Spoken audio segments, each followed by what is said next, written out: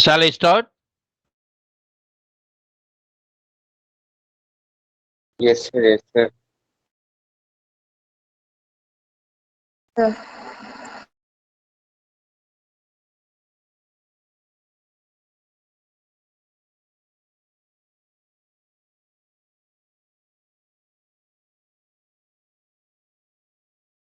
Okay. Today we discuss connecting devices. There are two types of connecting devices, networking devices and internetworking devices. So there are two types of networking devices, repeater and bridges. Internetworking, routers and gateways. For local area network and metropolitan area network, we use repeater and bridges to connect group of system to another group of system between two rooms, between two blocks. We have two blocks, block A, block B. Okay, there is building, two buildings. So we have one server to connect two group of computers. We use repeater or bridges. Similarly, for internet, we use router and gateways.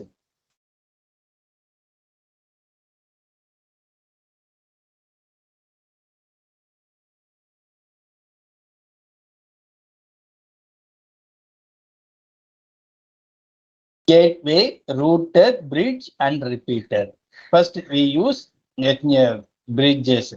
LANs can be connected by devices called bridges, which operate in the data link layer.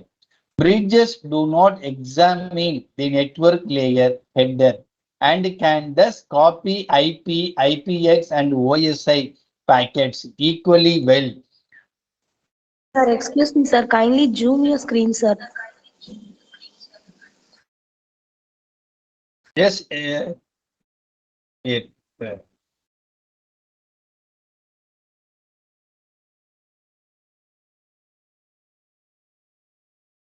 okay. Is it okay?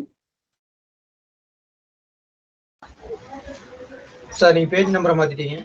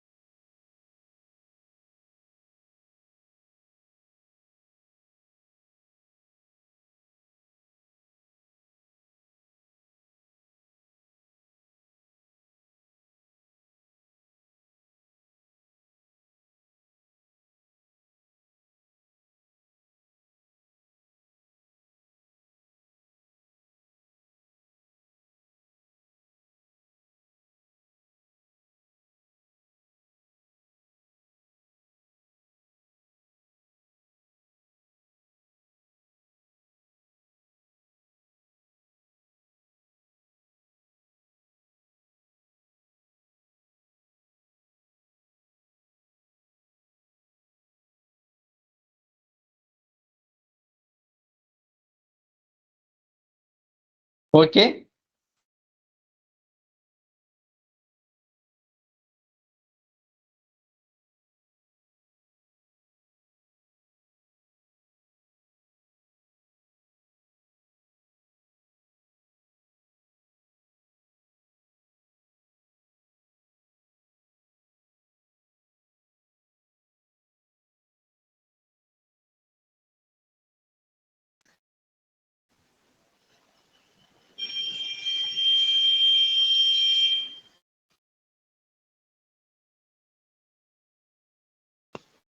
இப்போ Okay. Okay தான் sir. Okay. So the bridge and repeater, these two networking devices, that is networking connecting devices used in LAN only, local area network and metropolitan area network. LANs can be connected by devices called bridges, which operate in the data link layer. So, which layer it works? Data link layer. Bridges do not examine the network layer header and can thus copy IP, IPX, and OSI packet equally well. The various reasons why the bridges are used. Many university and corporate department have their own LANs, primarily to connect their own personal computer, workstation, and server. Since the goals of the various department differ, different department choose different LAN without regard to what other departments are doing. Sooner or later, there is a need of interaction, so bridges are required. So, in university, there are different departments. Okay, each department it has its own local area network. To connect different LANs, we use bridges.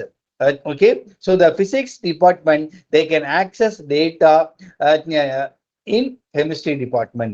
Chemistry department can access data of physics department. So there is a bridge. So the bridge it will connect various departments. So for that purpose we use bridge. Number 2.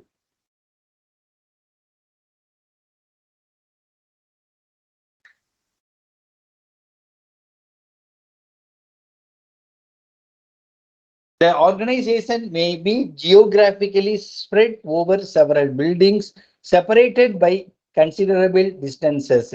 It may be cheaper to have separate lands in each building and connect with bridges and infrared links that to run single coaxial cable over the entire site. Okay, so some in man also it can be used. The organization may be geographically spread over several buildings separated by considerable distances. For example, uh, Infosys it has many branches all over India. Okay, to connect all branches, we it uses bridges. Okay, and infrared link to run a single coaxial cable over the entire site. Number 3, it may be necessary to split what is logically a single LAN into separate LAN to accommodate the load. Putting all the workstation on a single LAN, the total bandwidth needed is far too high. Instead, multiple LANs connected by bridges are used. So the single large LAN, it can be splitted into a small group. To connect all small group, we use bridges. One group is used by one department. Another group of LAN is used by another one department, and another group is used by another department. So each department they have group of computers to connect all groups, small groups. It require bridges. Number 4. In some situation, a single LAN would be adequate in terms of load, but the physical distance between the most distant machine is too great, more than 2.5 kilometers per 802.3. Even if laying cable is easy to do, the network would not work due to excessively long round trip delay. Only solution is to partition the LAN and install bridges between the segments. So up to 2.5 kilometers LAN it will work nice. Okay, so more than 2.5 kilometers we can install, we can put bridges. Okay, so maximum it covers another 2 kilometers only. Okay, to connect all computers in for 3 to 4 kilometers, we use through 2 or 3 bridges.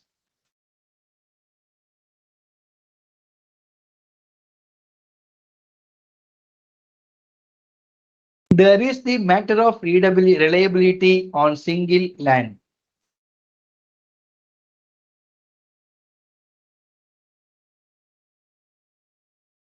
There is a matter of reliability on a single LAN. A defective node that keeps outputting a continuous stream of garbage will cripple the LAN.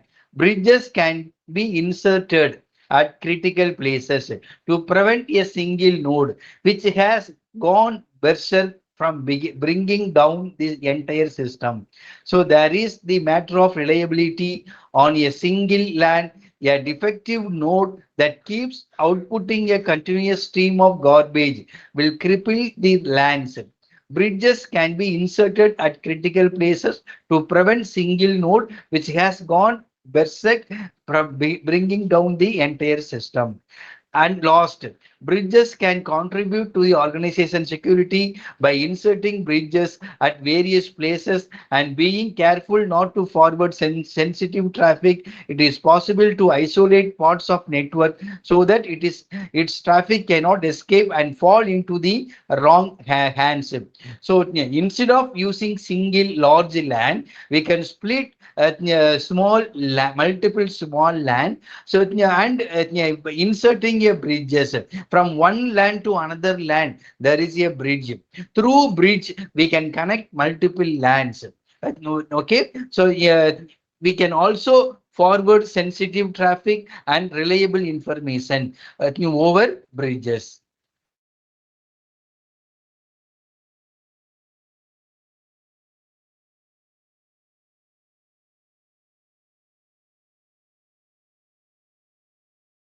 Types of bridges: simple bridge, okay, and a transparent bridge.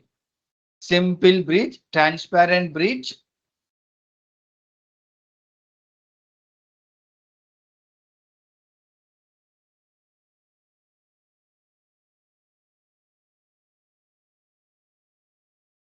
The simple bridges are the most primitive and least expensive type of bridge. So it is expensive or primitive type of bridge. A simple bridge links two segments and contains a table that lists the addresses of all the stations included in each of them. Before simple bridge can be used, an operator must sit down and enter addresses of every station. Whenever a new station is added, the table must be modified. If a station is removed, the newly invalid address must be deleted. Installation and maintenance of simple bridge are time consuming and potentially more trouble than the cost saving or worth. So in a simple bridge, it links two segment that means there is a two segment. For example, in building block A, in a group of computers, in block B, group of computers. So between two block, there is one segment. Okay, a segment means a cable. That is a bridge. Okay, that bridge it connect to two block of computers. So there is a list of addresses. There is a table which list the addresses of all station in it. Okay, so segment 1, segment 2, segment 1 50 computers, segment 2 50 computers. So in the bridge it maintain to 100 addresses. That is simple bridge. Another one, transparent bridge. A transparent or learning bridge build its table of station addresses on its own as it performs its bridge functions.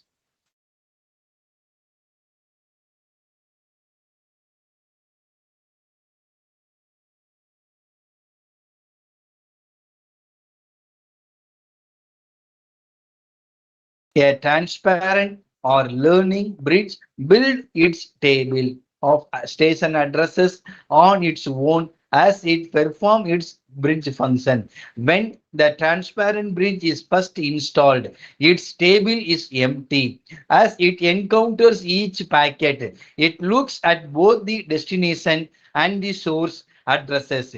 It checks the destination to decide where to send the packet.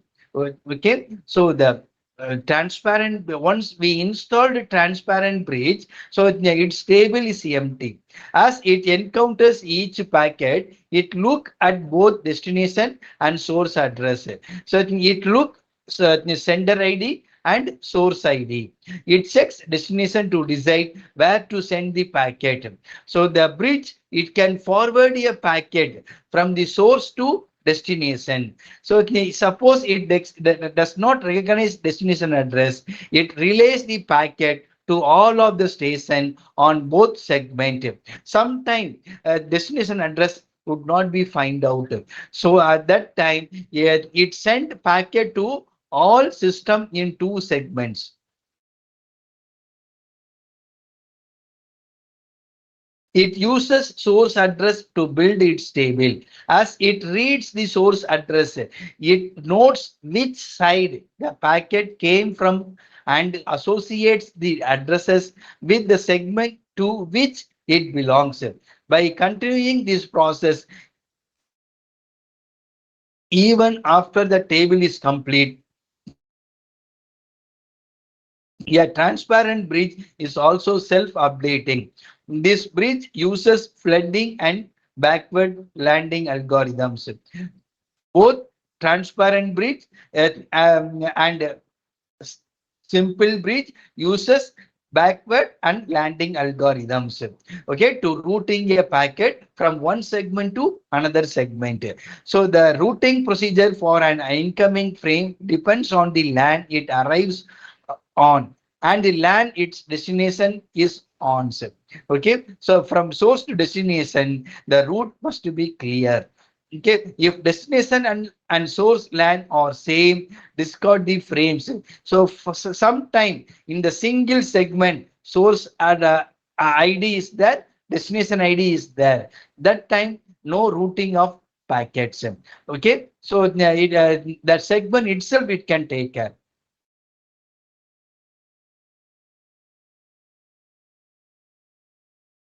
If the destination and source lands are different, forward the frame. Okay, that means a source machine in segment 1, destination machine in another segment. That time it follow the routing principle. If the destination LAN is unknown, use flooding. Through flooding, destination address is find out. There are two parallel transparent bridge. Okay, so this is LAN 1, a group of computer, LAN 2. To connect LAN 1 and LAN 2, there is a B1 and B2 transparent bridge. So that is a networking device. Networking device or connecting devices.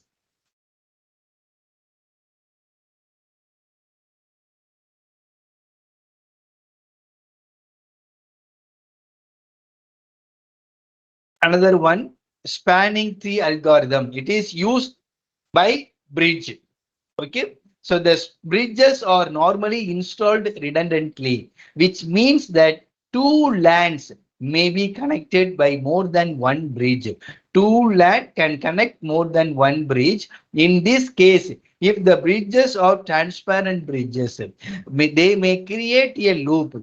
It can create a loop, which means a packet may be going round and round from one LAN to another and back again to the first LAN.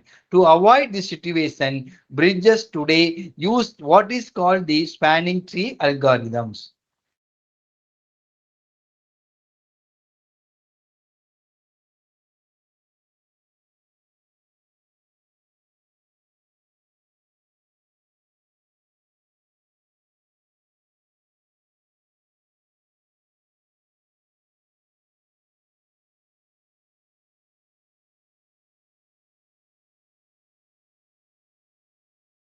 Next, another chapter, routing algorithms. The main function of network layer. So the routing algorithm is done by networking layer. So the main function of network layer is routing packets from the source machine to the destination machines. Routing algorithm can be grouped into two major classes, non-adaptive and adaptive algorithm. Routing algorithm are two classifications, non-adaptive and adaptive. What is non-adaptive? Routing decisions are not based on measurement or estimates of the current traffic and topologies. Okay, so that is the non-adaptive. The route is computed well in advance. So, okay, the non-adaptive means static routing algorithm. Adaptive means dynamic routing algorithms. Okay, so before sending a data, the routes are fixed 100 kilometers, 50 kilometers, like that. The route is computed well in advance.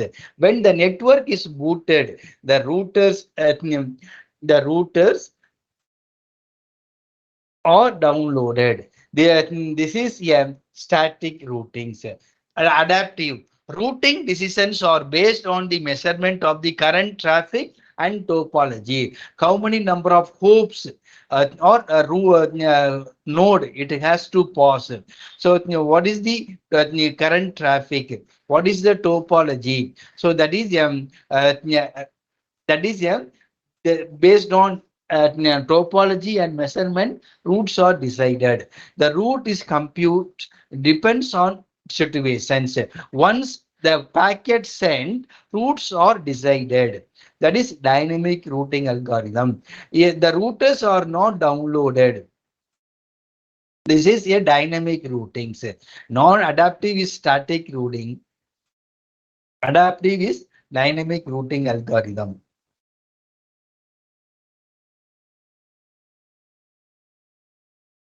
One of the routing algorithm is shortest path routing. This is static routing algorithm. The idea is to build a graph of the subnet with each node of the graph representing a router and each arc of a graph representing a communication line. To choose a route between a given pair of routers, the algorithm just find the shortest path between them on the graph. For example, so this is the node A, node B, E, G, F, D, H. From node A to B, there is distance 2. Okay, it may be 2 meters or 2 kilometers. Okay, so and between B to that is a C. B2C 7, C2D 3, D2H 2, H2G 4, G2A 6. So we have to add it for A to D, A to D. There are different routes, A to B, B to C, C to D, or A to B, B to E, E to F, F to C, C to D. We have to find every route distance. Which distance is short? We can decide. That is a shortest route. Here, next, second picture, A. So B. So communication between A and B, that is a communication line. That is arc. So each one is a node. A, B, C, D, E, F are node. Between two communication line between two nodes, that is called arc. A to B, to A. Okay. In second one, B, A to B, B to E, 4 comma B. That means A to B to B to E, 2 plus 2, 4. Then G. Okay. So that is 1. A to G, 1. So 4 plus 1, 5. So that is the routing principles. Okay, so which is the shortest route? A, B, C, G, shortest ones. So A to G 6, A to G 6, but A to B, B to E, E to G, which produce 5 distance 5. So these routes are shortest route.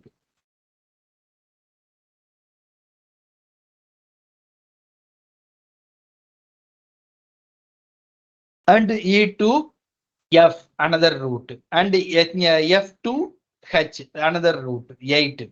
So this is the shortest route. A, B, E, G, E, B, and H.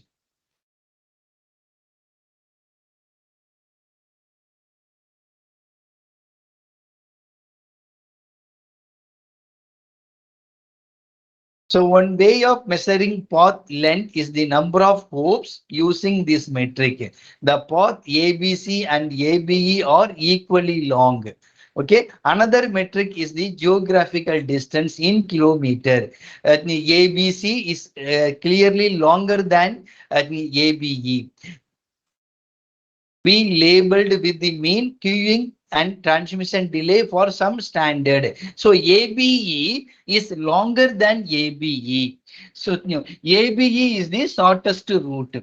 ABC is a longer route. In most general cases, the labels on the arc could be computed as a function of the distance.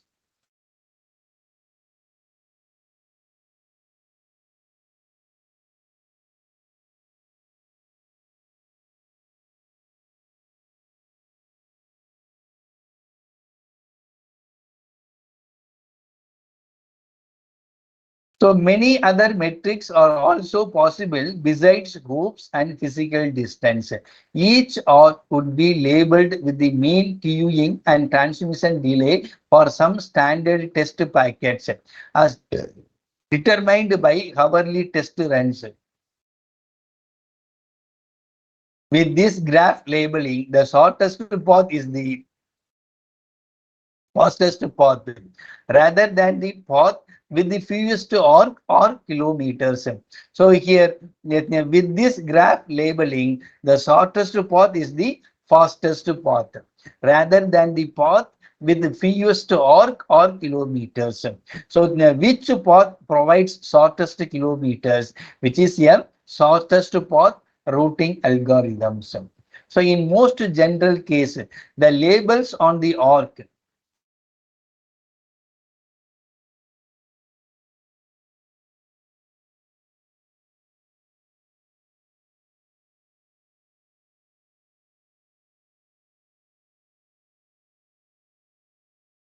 the most general case, the labels on the arc could be computed as a function of the distance, bandwidth, average traffic, communication cost, mean queue length, measured delay, and other factors.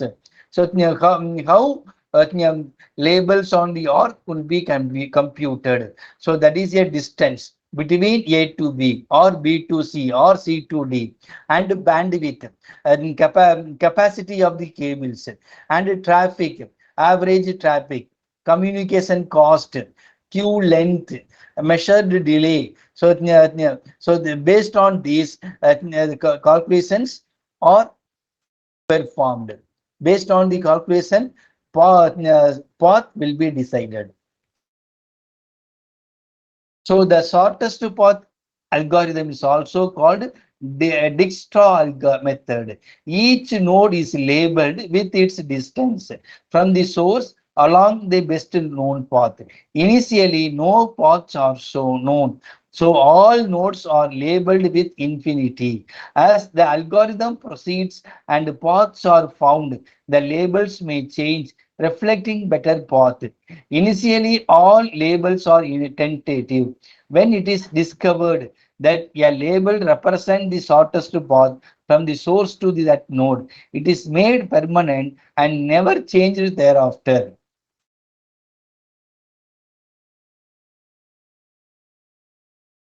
Another one, floodings. So flooding is also the shortest routing algorithms.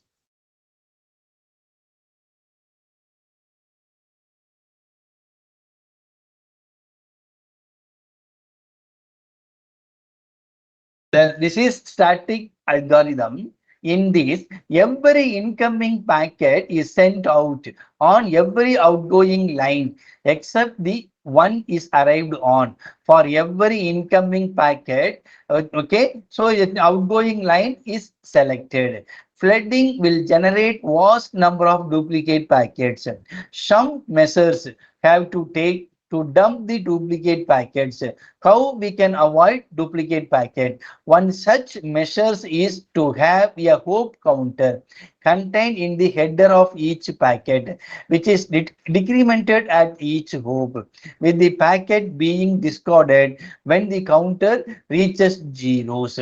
For example, we measure a hope counter. Suppose a packet it reach 9 hopes, that is 9 routers. So when it reaches 1, that is 10 hopes it has to reach.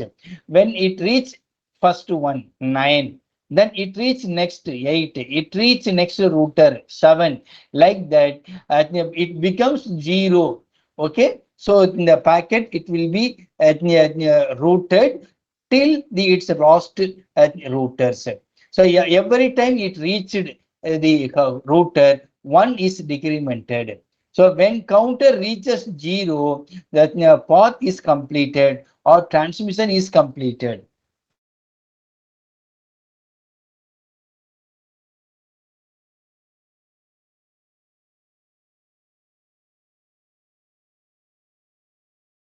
The hope counter should be initialized to the length of the path from source to destination.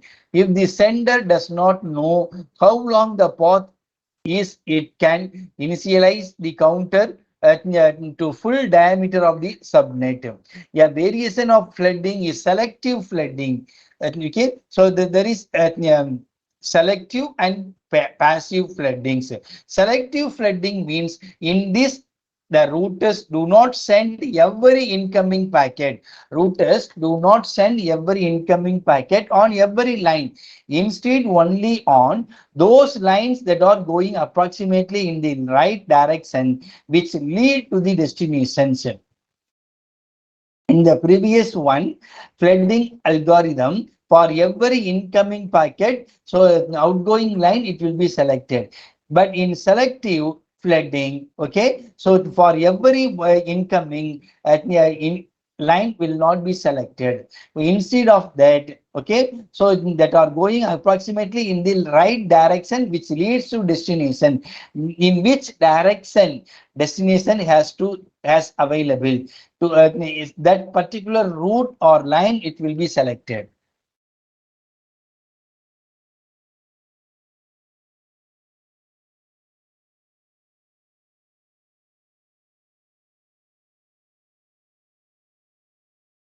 So variation of flooding is selective flooding.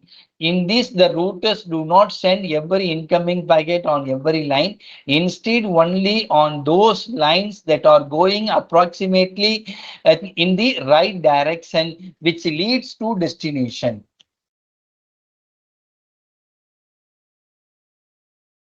Advantages in military applications where large number of routers are blown, okay, flooding is desirable. So in military application they use floodings. In distributed database application, it is some time necessary to update all the databases concurrently, in which flooding is useful. It is used as a metric against which other routing algorithms are compared. Flooding chooses the shortest path because it chooses all possible paths in parallels. Flow-based routing. Another routing algorithm, flow-based. Flooding we discussed and shortest path we discussed. They both are static routing. Flow-based routing, which is dynamic routing algorithms. So the flooding and shortest path algorithm takes the topology into account. Flow-based routing algorithm uses both topology and load for routings. So in some networks, the mean data flow between each pair of nodes is relatively stable and predictable. The average traffic is known in advance and to reasonable approximation, constant in time. It is possible to analyze the flows mathematically to optimize routings. The basic idea behind this, for a given line, if the capacity and average flow are known, if the capacity and average flow are known, it is possible to compute the mean packet delay on that time. From the mean delays on all the lines, the mean packet delay for the whole subnet. So what is mean by flow-based routings? So the capacity and average flow are known. For example, there is 100 packet. Okay, these 100 packets has to send. It is possible to compute the mean packet delay on that lines. All the 100 packets, it will be routed in a single line. So it has to calculate the delay, mean delay, packet delay times from the mean delay on all the lines, the mean packet delay for those subnet. To use this technique, certain information must be known in advance about the subnet topology, about the traffic, the line capacity, a routing algorithm. The picture B gives the information packets per second. Go from source I to destination J. I is source node, J is the destination node. Given this information, it is easy to calculate the total in line for I, lambda I. Using the traffic from the source to destination, the mean number of packets per second on each line, mu ci, that is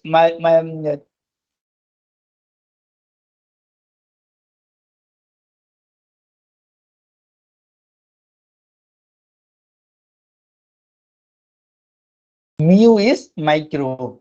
So lambda is total line.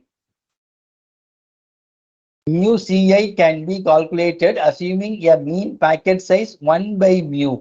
The mean delay for each line can be derived where 1 by mu is the mean packet size in bits. Lambda is the mean flow in packets. So the flow of packet per how many number of packets per second it send, that is a lambda.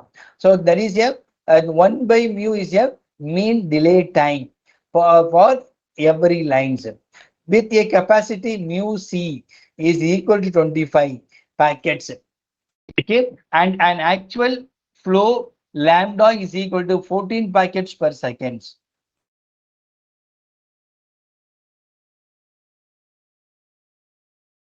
The mean delay is 91 milliseconds. When lambda is equal to 0, the mean delay is 40 milliseconds. With this example, we can say that delay depends on both queuing and service time. So we assume capacity of the communication line mu c is equal to 25 packets per second, and actual flow lambda is equal to 14.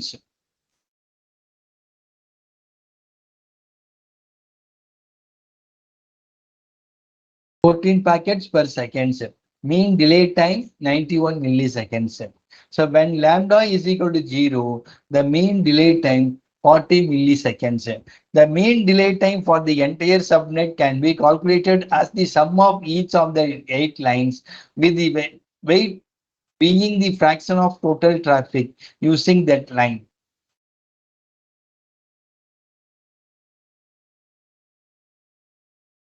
This is A, B, C, D, E, F. A to B 20, B to C 20, C to D 10, D to E 10, E to F 50, F to A 20. So 20 plus 20, 40, 40 plus 10, 50. A, B, C, D.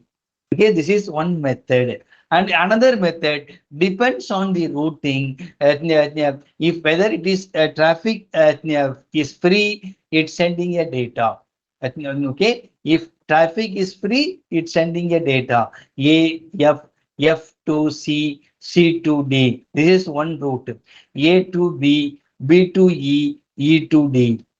Okay, so based on the traffic or topology, dynamic routing algorithm can be decided. So that is a destination source. Flow based routings. A to A, there is no distance. B to B, no distance. C to C, no distance. D to D, no distance. E to E, F to F. So B to A, this is source A, B, C, D, E, F. Column is source and destination A, B, C, D. That is also a destination. Column is source, row is destinations. A to A to B 9, A to C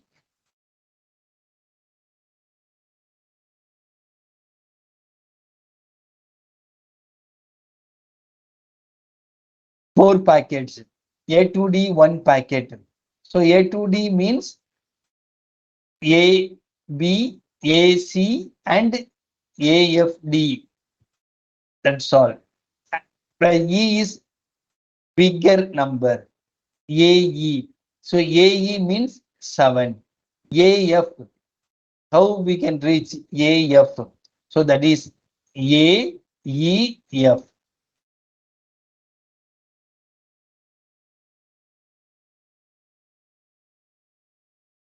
This is flow-based routing algorithm.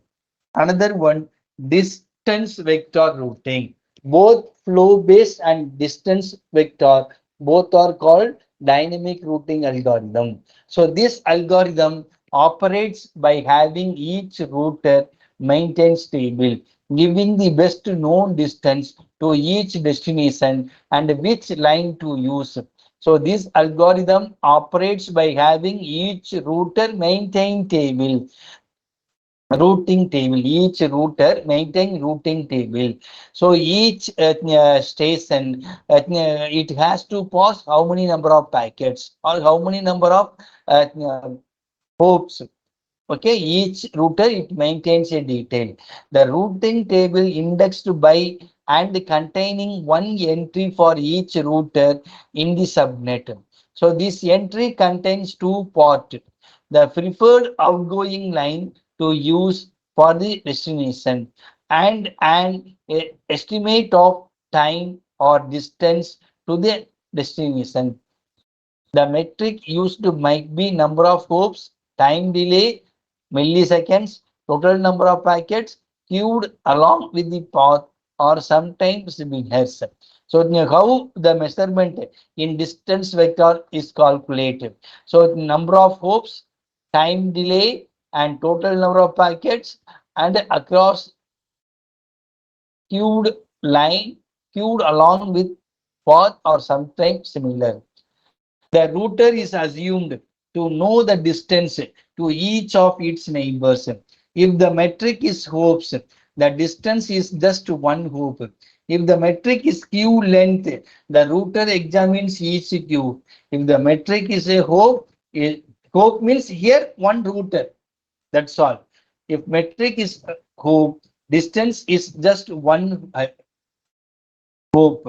If the metric is queue length, the route examines each queue. If the metric is delay, the router can measure it directly with the special packets, echo packet.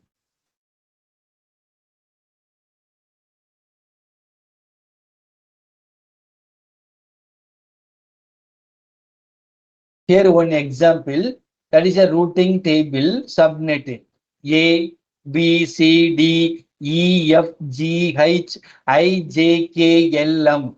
There are each node. There is a line for all nodes A to B, A to B, A to C, A to D, A to E, E to G, E to F, E to F to G, G to H. Okay, there is a single network. There is a single network, but multiple routers are available. Each router is labeled a computer graphic.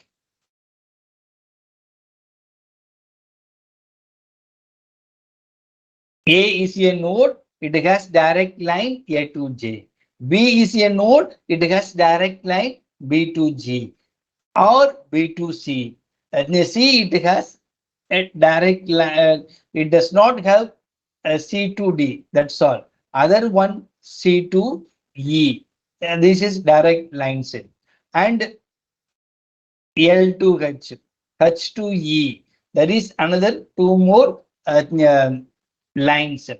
Here JA, A to A 0, A to B 12, A to C 25 packets it has to pass, A to D 40, A to E 14.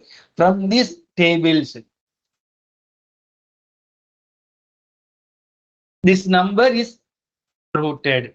Okay, so here which one is the least? A to J, it has 9 packets. Okay, so A to L is the A to D is the longest one.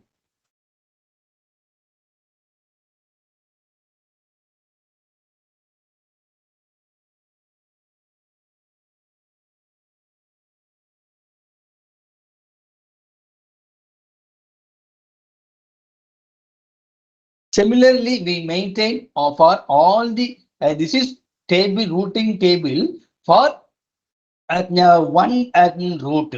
So in every bus stand there is a board, advertisement board from that particular place.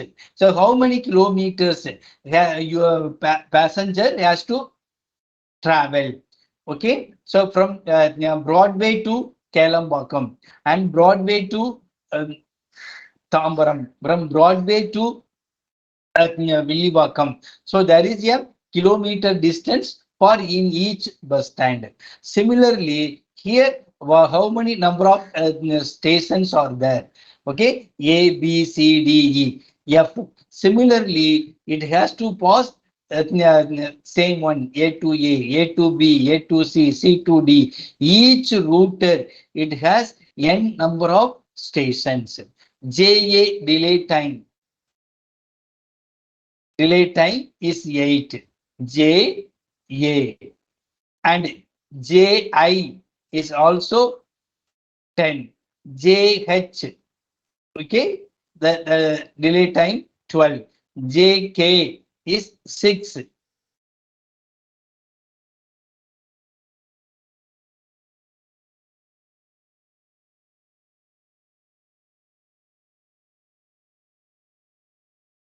This is 8. Line A. Line A is selected. 20 distance and 28 I, 20 H. So there is a table. Okay, so we have to fix the table.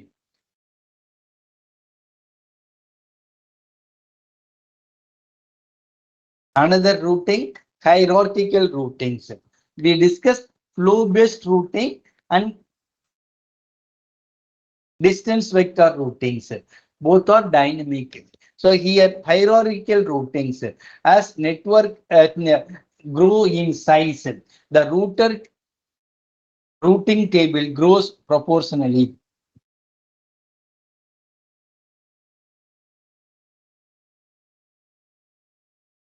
When we add computers in the network,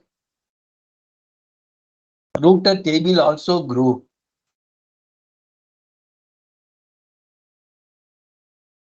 Not only more memory consumed by ever increasing table, but more CPU time is needed to scan them. More bandwidth is needed to send status report about them.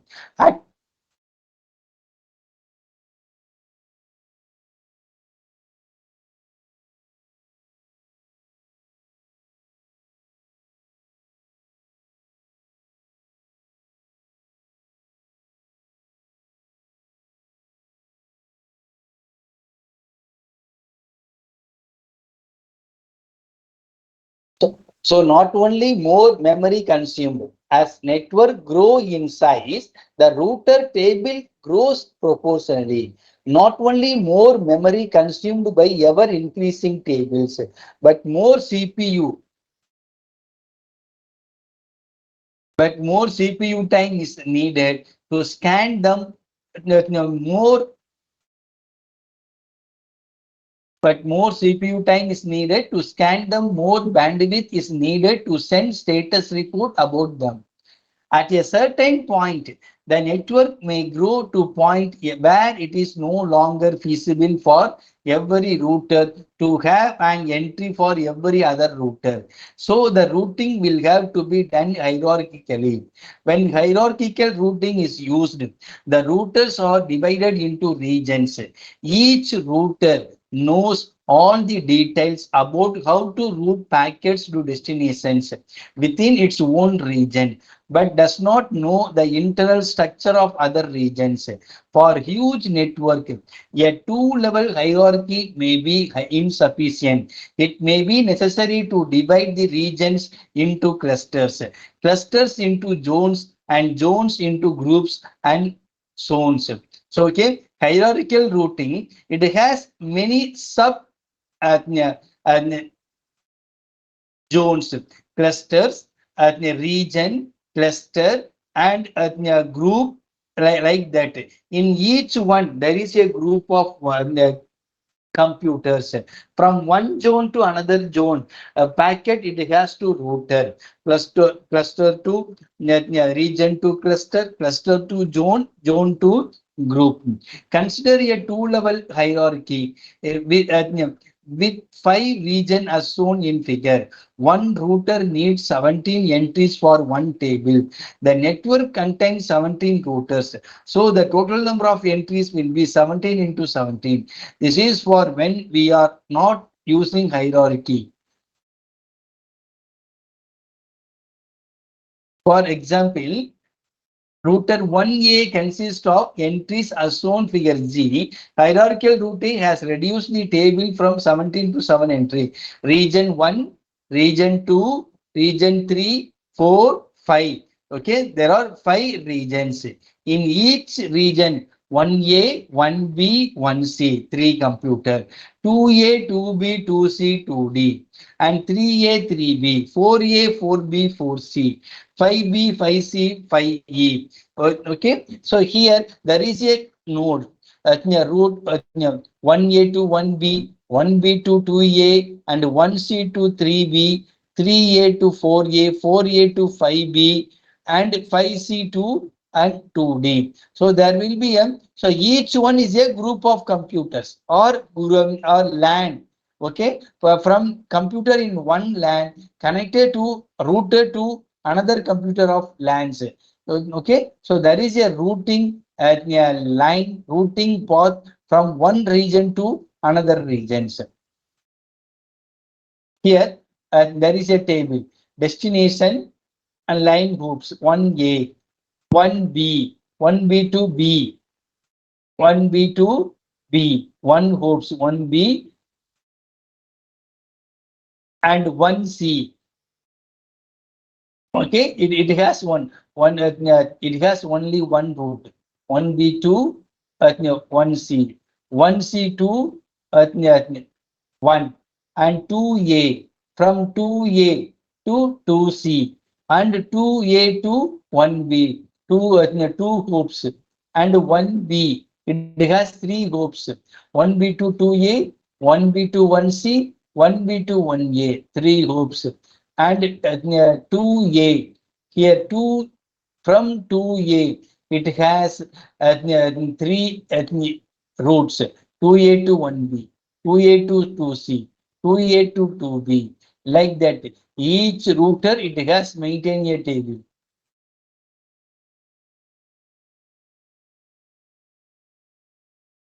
Next, disadvantages. So that is disadvantages of hierarchical routing. Using hierarchy, the path length will be increased. For example, the best path from 1A to 5C is via region 2.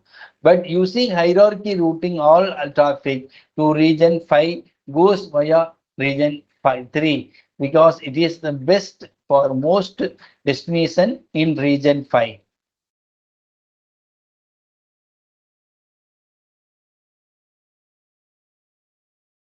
Another routing algorithm, broadcast routings. In some applications, hosts need to send messages to many or all other hosts. So the broadcast means one node, it can send packet to all other nodes. So that is a broadcasting. So multiple station, it receive a data. So in some application, host need to send messages to many or all other hosts. So okay, so it has broadcasting. One method is sending distinct packet to each destination by the source. This method wastes the bandwidth and also require the source to have complete list of all destinations. Each one it maintain the destination routes. Okay, so broadcast routing, it should follow the destination routings.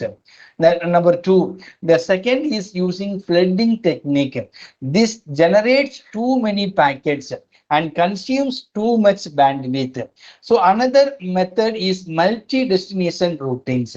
Multi-destination means multiple the sender, it send data to multiple destinations. A it send B, A it send C, A it send D. Okay, the single packet will reach to more than one routing or station. In this, each packet contains either a list of destination or a bitmap indicating the desired destination. When a packet arrives at a router, the router checks all the destination to determine the set of output line that will be needed. The router generates a new copy for the each copy for each output line to be used and includes in each packet.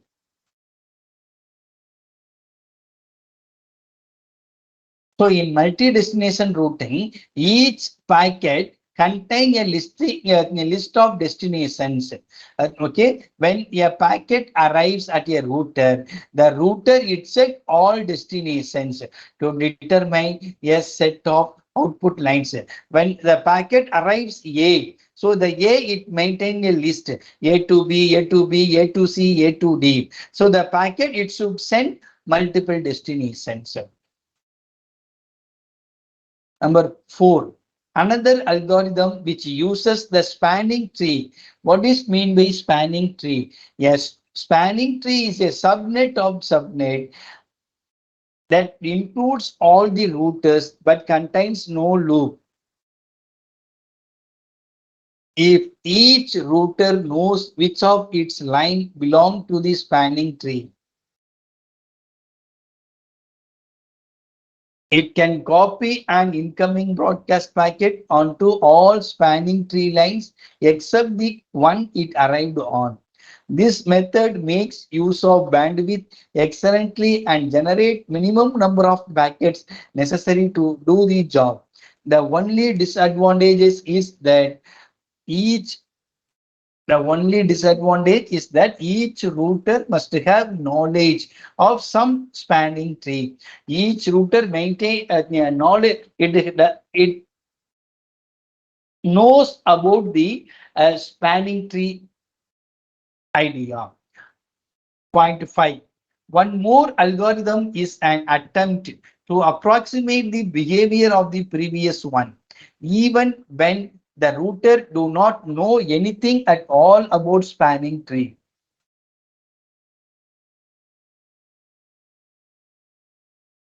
Students listens. I think all of you listening.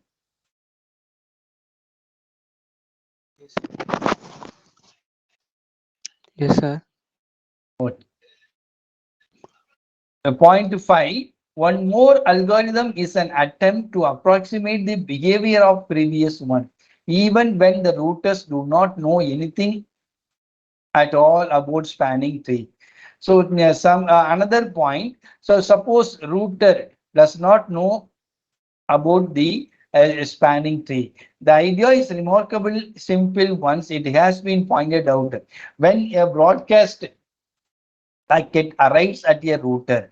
Broadcast packet arrives at a router. The router checks to see if the packet arrived on that line that is normally used for sending packets to the source of the broadcast. If so, there is an excellent chance that the broadcast packet itself followed the best route from the router and is therefore the first copy to arrive at the routers. So here, so what it does, so the broadcast packet arrives at a when a packet arrives at router, the router checks to see where packet arrived on that line that is normally used for sending packet to the source of the broadcast. So whether it is intended to broadcast. If so, there is an excellent chance that the broadcast packet itself followed the best route. Broadcast routing, it follow the best routing method from other route and is first copy to arrive at the router. This being the case, the router forwards copies in of it onto all lines except the one it arrived on. The router forwards copies of it onto all lines except the one it arrived on. So what it does, the router it copies the line, it copies to other routers about routings. So if however the broadcast packet arrived on a line other than preferred one for reaching the source, the packet is discarded as a likely duplicate.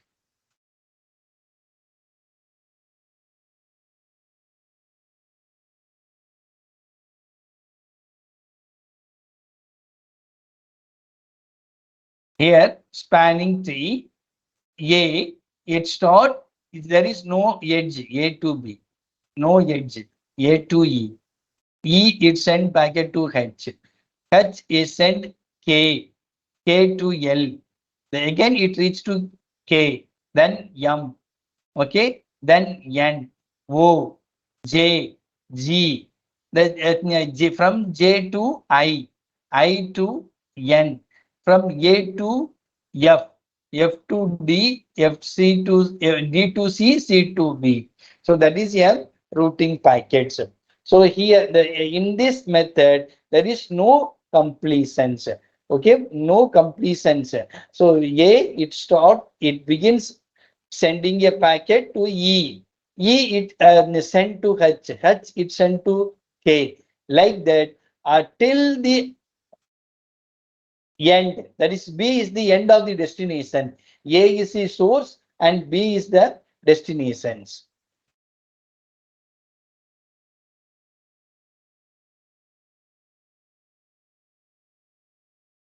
This is another way. There is two part. Okay, A to E, A to F, F to D, D to C, C to B. This is one part. Another part, I or G, G to J, J to O, then J to I to H, then I to N, N to M, M to K, M to N. So there are two part of the spanning tree. Okay, so this is one part of table. This is another part of tables. So those routers are very closed. They formed one group.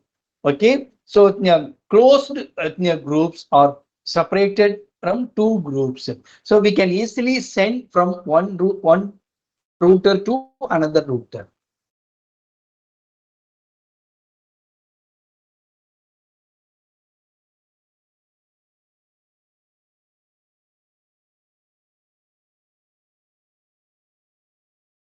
This is another type of routing decision.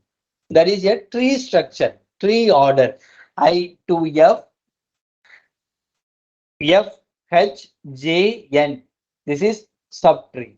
Each subtree it has subtree. F it has two tone A, D, G. A it has one E it has one H. D it has one C, C it has B, B it has one. So similarly, so other group J, it has two G and O. N, it has two M and O. M, it has subtree K, L, B. So that is another type of scanning tree. So another one, multi-cast routing, broadcast routing we discussed, then multi-cast routings. For some applications, it is necessary for one process to send a message to all other member of this group. So in multicast, what is meant by broadcast and multicast? Broadcast, it send only the node only. It will not send a subgroup. So the multicast, it send all main router and also a subgroup also. It send. So that is called multicast routings. For some application, it is necessary for one process to send a message to all other member of this group.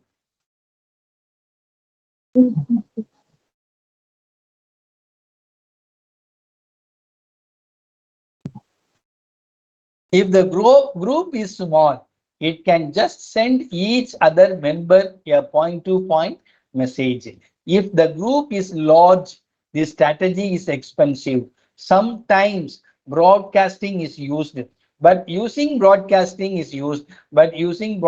to inform 1,000 machine on a million node network is inefficient because most receivers are not interested in this message. So it is needed to send message to well-defined groups. Sending message to such group is called multicasting. To do multicasting, what we have to do? Group management is required. Some way is required to create and destroy groups and for process to join and leave groups. When process joins a group, it informs its host of this packet. It is important that routers know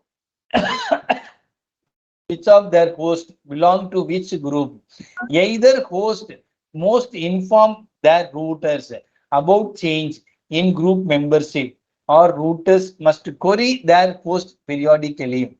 Routers tell their neighbors so the information propagates through the subnet.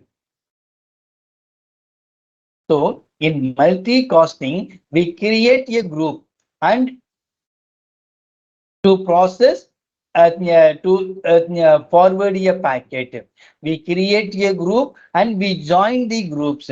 So when process join a group, it inform its host of this packet. It is important that router knows which of their hosts belong to which group. So each host follows different group. Group A, it has one group B, C, D, E. Group E, it has one group I, J, K. So group E, it has follows P, Q, S. So there is when process joins a group, it informs its host of this packet. It is important that routers know which of the hosts belong to which group. Either host must inform their routers about change in group membership or routers must query their host periodically. Routers tell their neighbor so the information propagates through the subnet.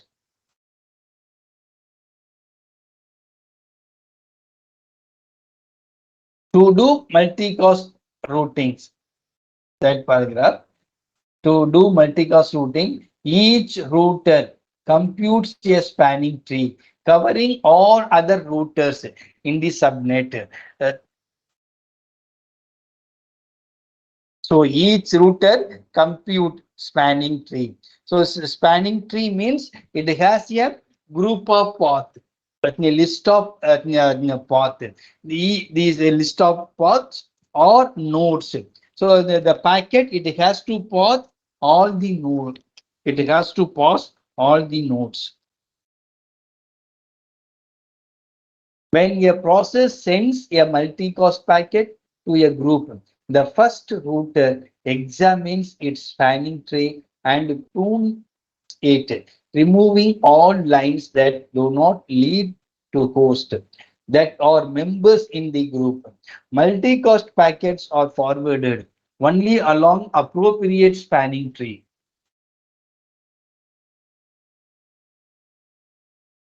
This is called multicast routing. Another algorithm. So routing algorithm is over. In routing algorithm, two types: static routing, dynamic routing, non-adaptive and adaptive. Static in static routing, distance is computed in advance.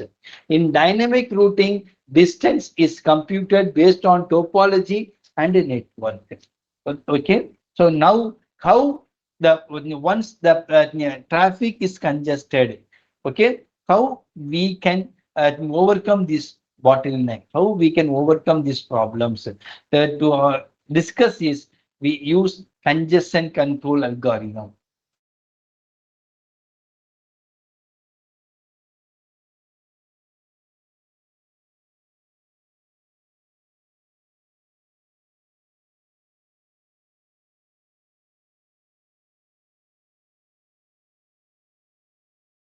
What is congestion? Okay, when too many packets are present in the subnet, performance degrades. This situation is called congestion. Too many packets are present in the subnet. Subnet means there is a network channel cable. So too many. So there is a limitation for every communication lines. That means 100 megabyte per second. 1000 megabyte per second. More than limit. If we send a packet, it will be stay. It will be congested in the communication channels. To avoid it, we use congestion control algorithms. When too many packets are present in the subnet, performance degrades. The situation is called congestion. The number of packets dumped into the subnet, the number of packets dumped into the subnet or within its carrying capacity, they are all delivered. However, if the traffic increases too far, the routers are unable to cope and begin losing packets. At very high traffic, performance collapse completely and almost no packets are delivered. So the number of packets dumped into the subnet or within its carrying capacity, they are all delivered. For example, in a communication lines, we send 100 bytes per second. If we send 100 bytes, it all packets are delivered. If just within the capacity limit, we send a packet. Okay. If we send more than the limit, it cannot. No, the traffic will be blocked. Traffic will be blocked. So it will slowly. It will take long time to receive a packet. However, if the traffic increases, if the traffic increases too far, the routers are unable to cope and begin losing packets. At very high traffic, performance collapse completely and almost no packets are delivered. So yeah, if traffic increases, the routers unable to cope or unable to forward. We allow the traffic within the capacity. So that is packets will be delivered. What factors will lead to congestion? So what are the reasons to lead to the congestion? 3 or 4 input lines.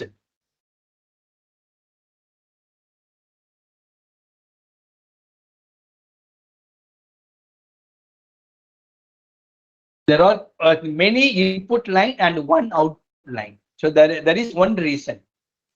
One of the reason will build up. If there is a insufficient memory to hold all of them, packets will lost. Okay. If there is insufficient memory to hold all the packets, packet will lost. Number 2, slow processor. can cause congestion. Slow processor can cause congestion. A slow processor perform the bookkeeping task very slow. Queues will build up. So only the high speed processor, it can process the packet at high speed. Low bandwidth line also cause congestion. Upgrading line but not changing the processor and vice versa. Shift bottleneck will be we cannot be avoided. So we have to increase the bandwidth and also we can upgrade the processor so that we can avoid congestions. Next, what is difference between congestion control and flow control?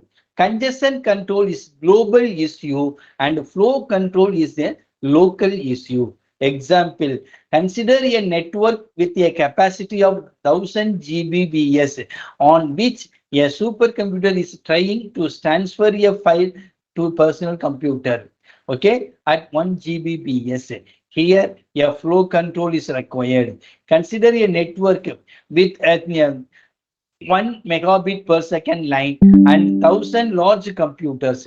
More than half are trying to transfer file at 100 kbps to other half.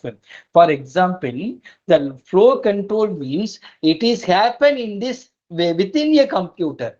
The congestion control, it is happen in the network line. Okay, so that is a global issue and a local issue.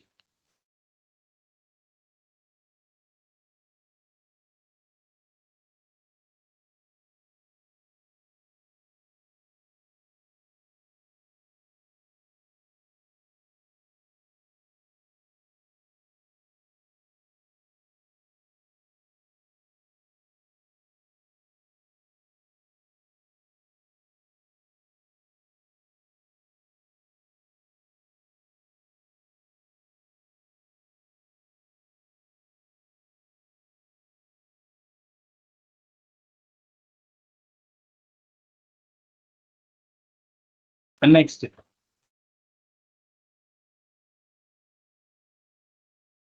so congestion control can be done by two methods.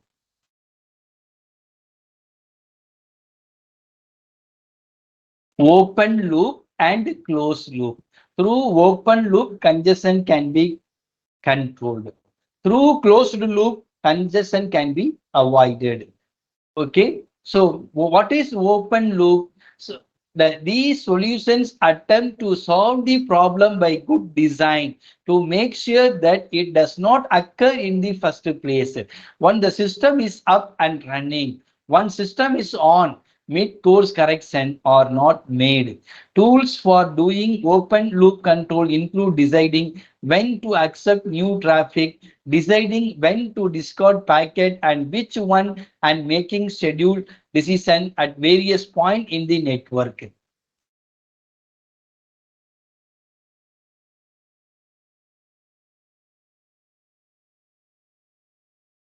So in the open loop, so in a open system, there will be a good design of computer. Okay, accept a new traffic, decide making schedule for decisions. So these are the open loops. So making decision for routing a packet and scheduling algorithm, and also good packet and discarding a packet and accepting a packet. This also a open loop method. In contrast, the closed loop solution are based on the concept of feedback loop. This approach has three parts when applied to congestion control. Monitor the system to detect when and where congestion occurs. In closed loop, there are 3 points. We have to monitor the system to detect when and where congestion occurs. When occur, where occur. Okay, force this information to places where action can be taken. So, who is the authority to control the congestion? We have to pass the information. Adjust system operation to correct the problems. Okay, we adjust system operation. Suppose there is a traffic between Anna statue to Tenambate. So we have to inform to the proper authority, traffic police authority. Again, that once we have to identify when and where congestion occurs, traffic occurs, and also we have to inform to the proper place to take action or to control the traffic. So that is the things closed loop circuits. There is open loop and closed loops.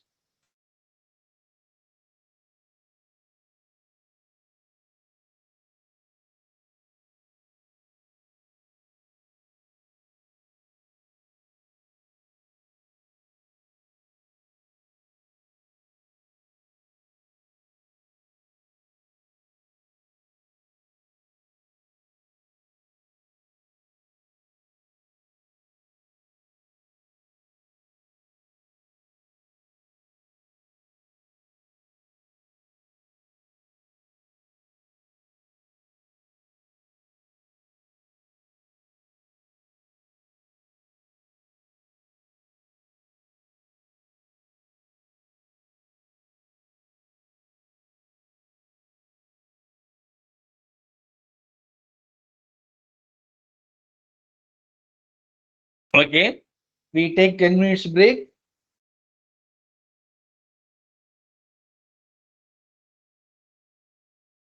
After 10 minutes, again we join.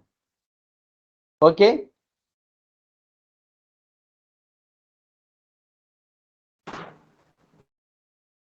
Hello, students. Yes, sir. Yes, Okay, sir. Oh, Okay, sir. oh.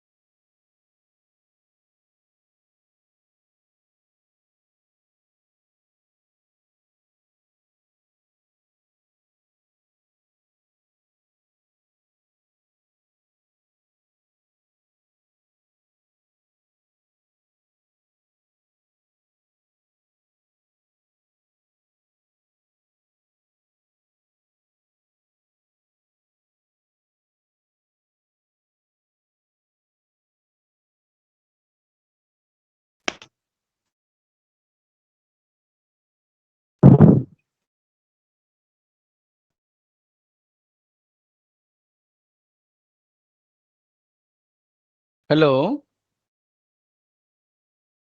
Yes, sir. Yes, sir. Continue பண்ணுங்க sir. Okay, okay.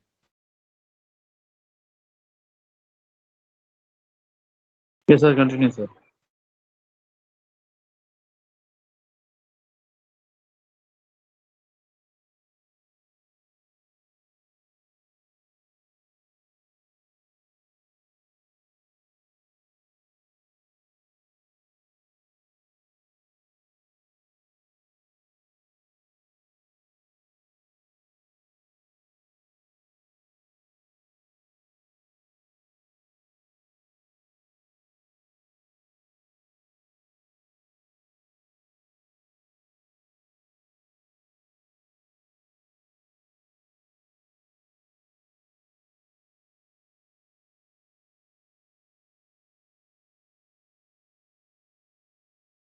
So Google form attendance link send பண்ணியிருக்கிறேன்.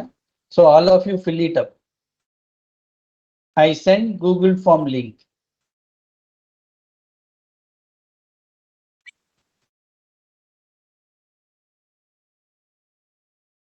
Okay.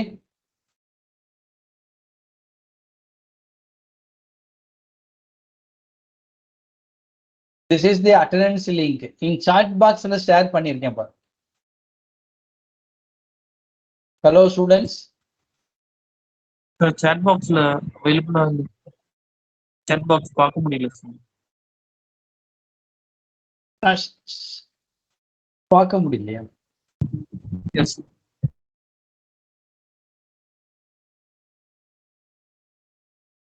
Why? In your chat box, you click, you select one first one chat.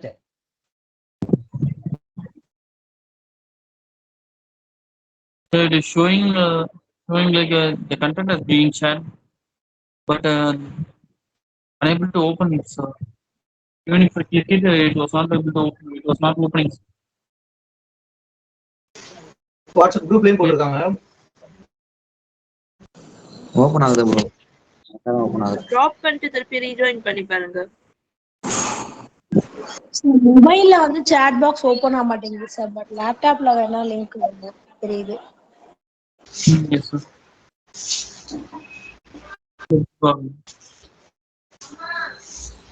It is opened.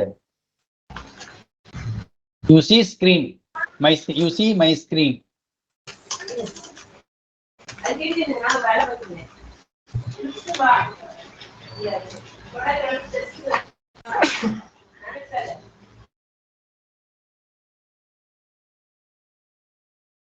Is it opened?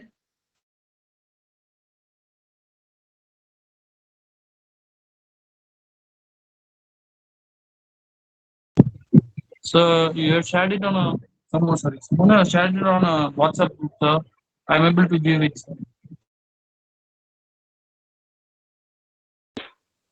Okay, I tell my number 9940 293459. 9940 293459. Give message hi. Yeah, okay, sir. One or two, not all.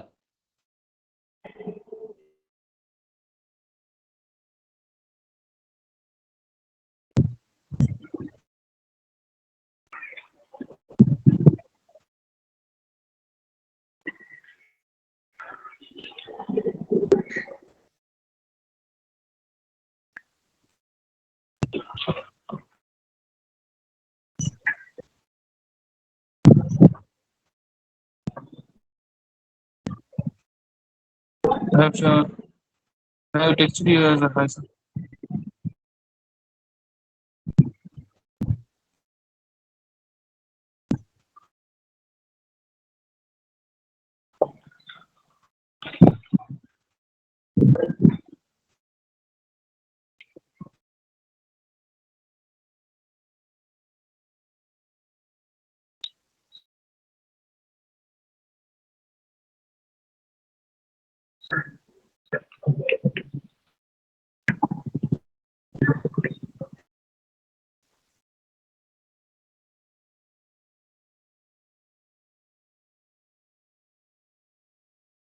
I sent to one number 99529000823.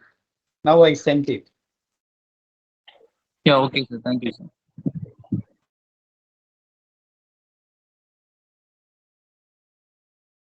For some people, it is opened.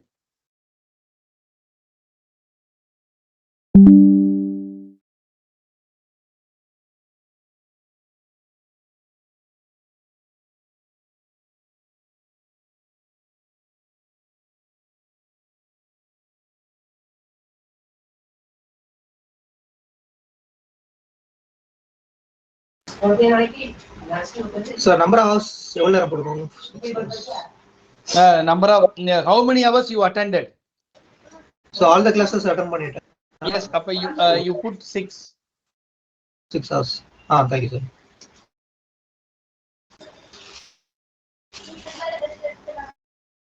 Supplies.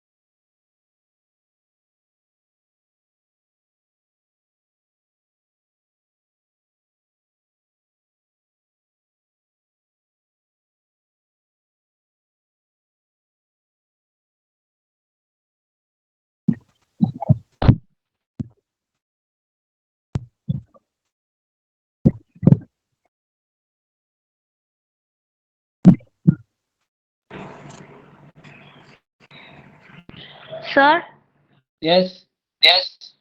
Sir நேற்று notes மெயிலில் அனுப்புனேன்னு சொன்னீங்க sir, இன்னும் receive ஆகலை sir எதுவுமே. யாருக்குமே வரலையா?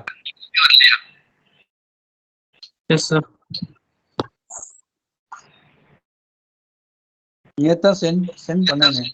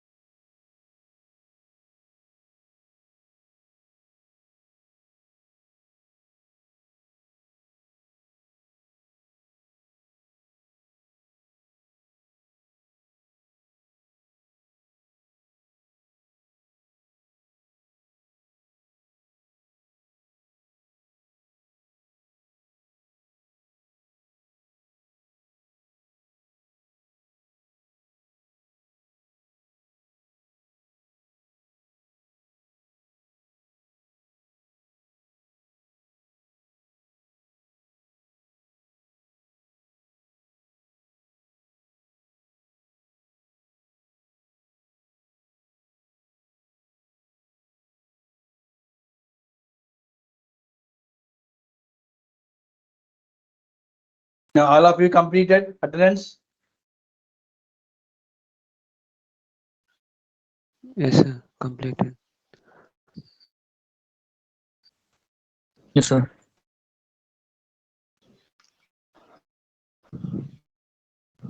Attended hours-na இப்ப இருக்க attended hours-ஆ sir? In 6 hours attend. Out of 6 hours, how many hours you attended? Oh, okay. I got it, sir.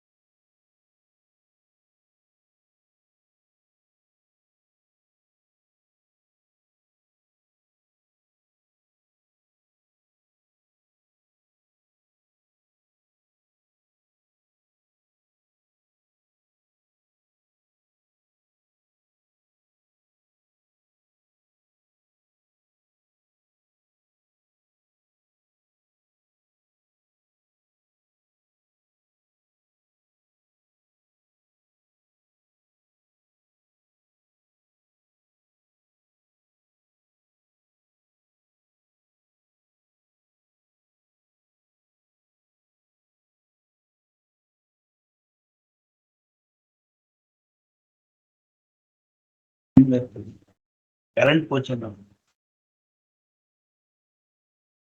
ரெண்டும் சேர்ந்தா அது battery 1000 kV.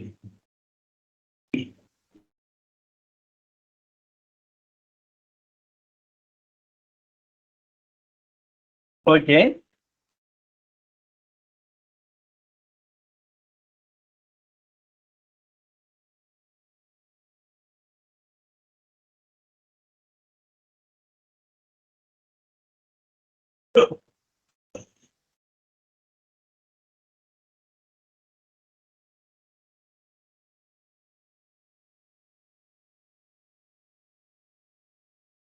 So traffic congestion prevention policy, traffic shaping. One of the main causes of congestion is the traffic is often bursty. Okay. If host could be made to transmit at a uniform rate, if host missing the computer, okay, could be made to transmit at uniform rate, congestion would be less common. Okay, so if all the vehicle okay, it moves, if all the vehicle moves at the common speed 50, 40, 50, 60 kilometers, there will be no traffic flow. Okay, and if one traffic is move fast, one vehicle is move slow, or all the vehicle are move slow, congestion will be avoided, can be happen. Another open loop. So one of the main causes of congestion is the traffic is often bursty. If host would be made to transmit at a uniform rate, congestion would be less common. Another open loop method to help manage congestion is forcing the packets to be transmitted at a more predictable rate. This approach to congestion management is widely used in ATM network and is called traffic shaping.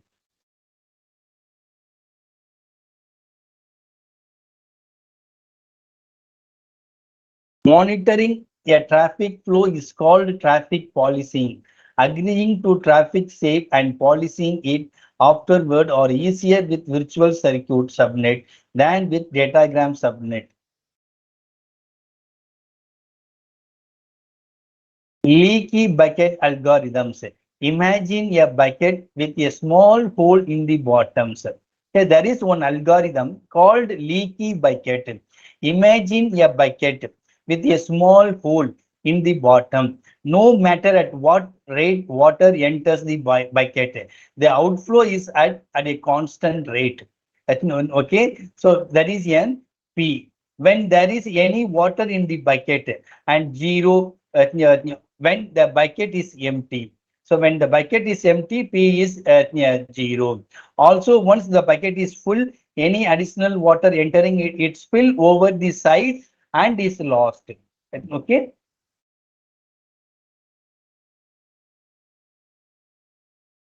Here, host computer and interface containing a leaky bucket. So we put a packet, unregulated flow. The bucket holds packet, regulated flows. Regulated flow one side and bucket hold the packet, unregulated flow another side and putting a packet. The same idea can be applied to packet. Conceptually, each host is connected to the network by an interface containing a leaky bucket. That is a finite internal queue. If a packet arrives at the queue when it is full, the packet is discarded. In other words, if one or more processes within the host try to send a packet, when the maximum number are already queued, the new packet is unceremoniously discarded. So this arrangement can be built into the hardware interface or simulated by the host operating systems. So already queue is full, but okay. So when queue is full, where all incoming packet, it will be discarded by the host machines. So already traffic jam. There is a traffic jam, and there is a congestion in the communication subnet. So okay, to avoid communications, so we control the we can stop the inflow. We can stop the inflow. Once congestion is resolved, we can allow incoming packet. So that is one method to avoid the congestions. The host is allowed. The host is allowed to put one packet per clock tick onto the network. Again, this can be enforced by interface card or by the operating system. This mechanism turns on uneven flow of packet. The host is allowed to put one packet per clock tick on.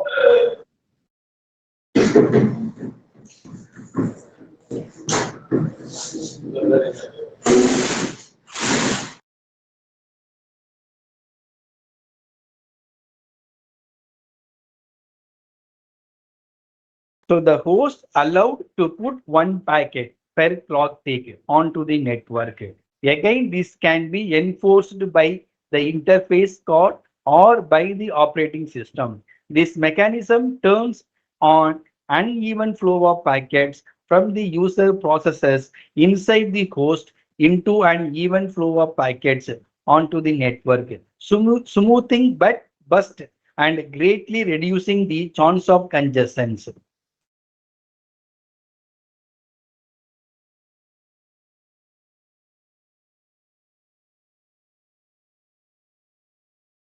First, we discuss leaky bucket. Now we discuss token bucket algorithm.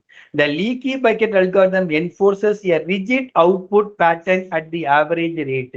No matter how busty the traffic is, for many applications, it is better to allow the output. It is better to allow the output to speed up somewhat when large bursts arrive. So a more flexible algorithm is needed, preferably one that never loses data.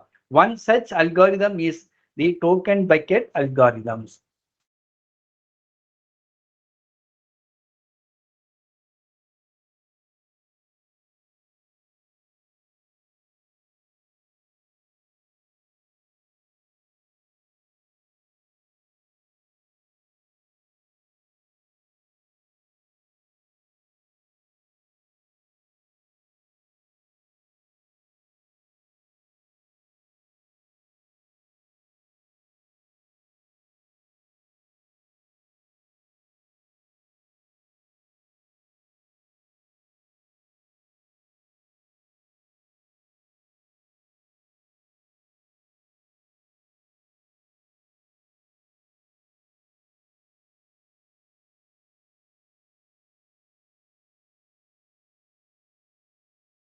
So we use token bucket algorithm to avoid the data loss. To avoid the data loss, we use token bucket algorithms.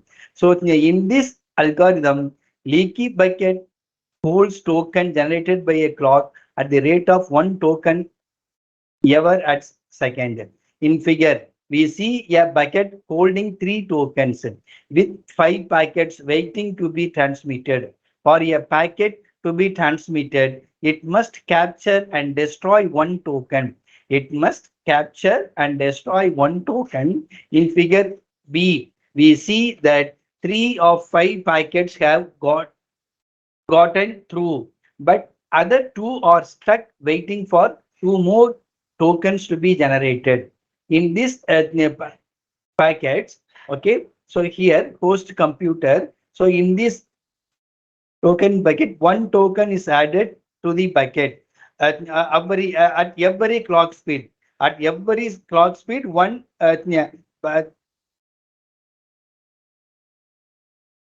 token is added. So from the bucket holds the tokens and it sends a packet to the host computers.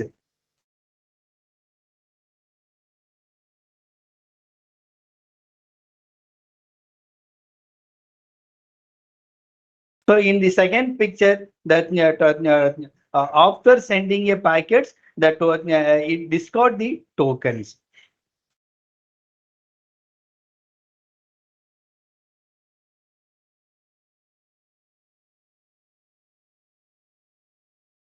The leaky bucket algorithm does not allow ideal host.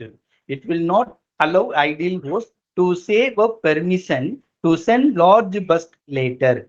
The token bucket algorithm does allow saving up to maximum size of the bucket.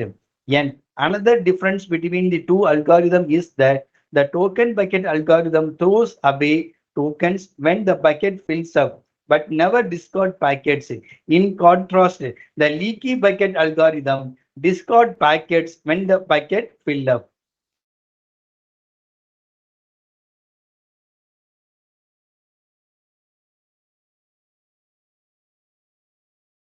Congestion control in datagram subnet.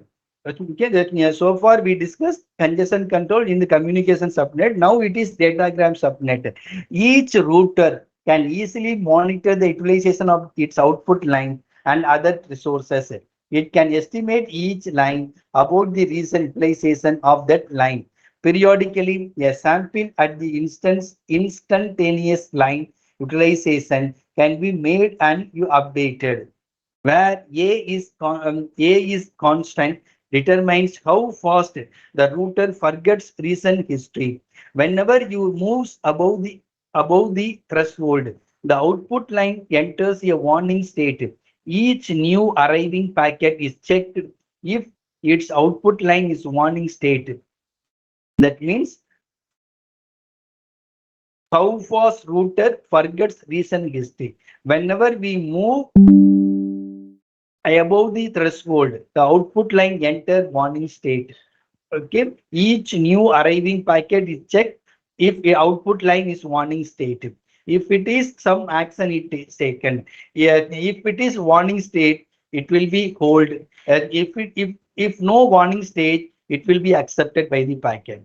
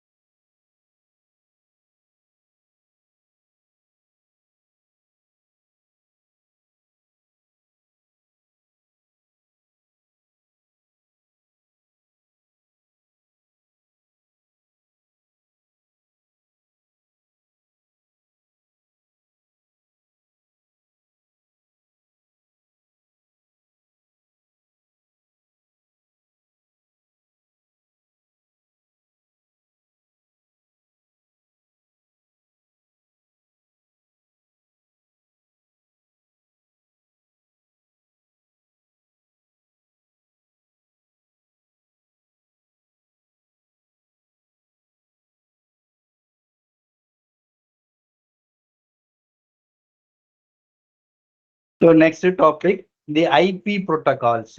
So what is mean by IP protocols?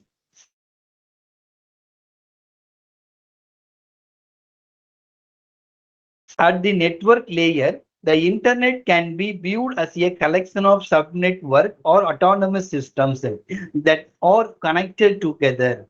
So the network layer protocol that used for internet is internet protocols. All the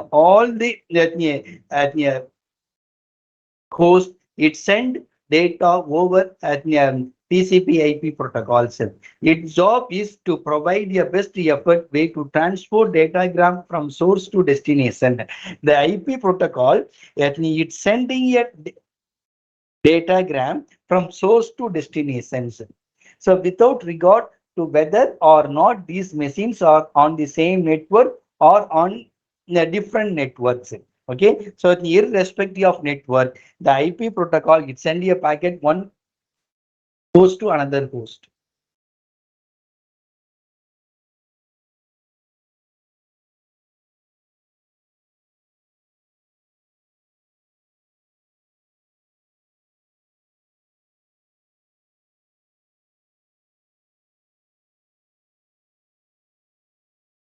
Communication in the internet work as follows. Each datagram is transmitted after getting from transport layer through the internet, possibly being fragmented into smaller units as it goes. When all places finally get to the destination missing, they are reassembled by the network layer into the original datagram. Inter-network protocol. At the network layer, TCP/IP supports the inter-network protocol. In turn, contains four supporting protocols: ARP, RARP, ICMP, IGMP. So TCP/IP, it supports inter-network protocol. Apart from this, it accepts four more protocol. IP is the transmission mechanism used by the TCP/IP protocol. It is an unreliable and connectionless datagram protocol, a best effort delivery service. This is like a post office service. The post office does its best to deliver the mail, but does not always succeed. If an unregistered letter is lost, it is up to the sender or recipient to discover the loss and rectify the problem. The post office itself does not keep track of every letter and cannot notify the sender of loss or damage. So only the registered mail, it will be taken care of by post office, where it is available, whether it is reached or not. For ordinary letter, the post office will not take care about it.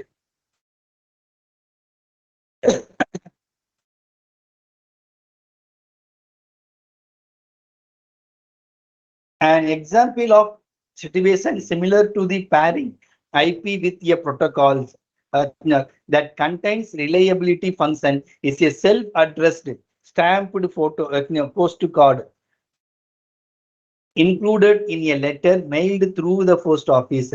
When the letter is delivered, the receiver mails the postcard back to the sender to indicate success. If the sender never receives the postcard, if the sender never receives the postcard, he or she assumes the letter was lost or send out another copy.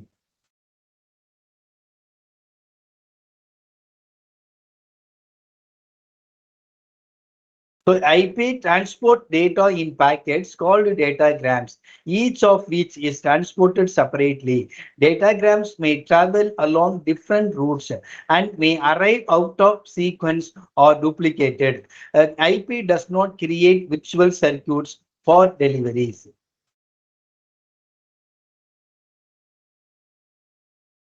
So datagram packets in IP layer are called datagrams. So in different contexts we use packet, datagram. Okay, that is a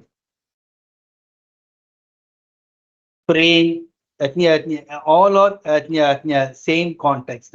So a datagram is a variable length packet up to 65,536 bytes, consisting of two parts: header and data. The header can be from 20 to 60 bytes and contains information essential to routing and delivery.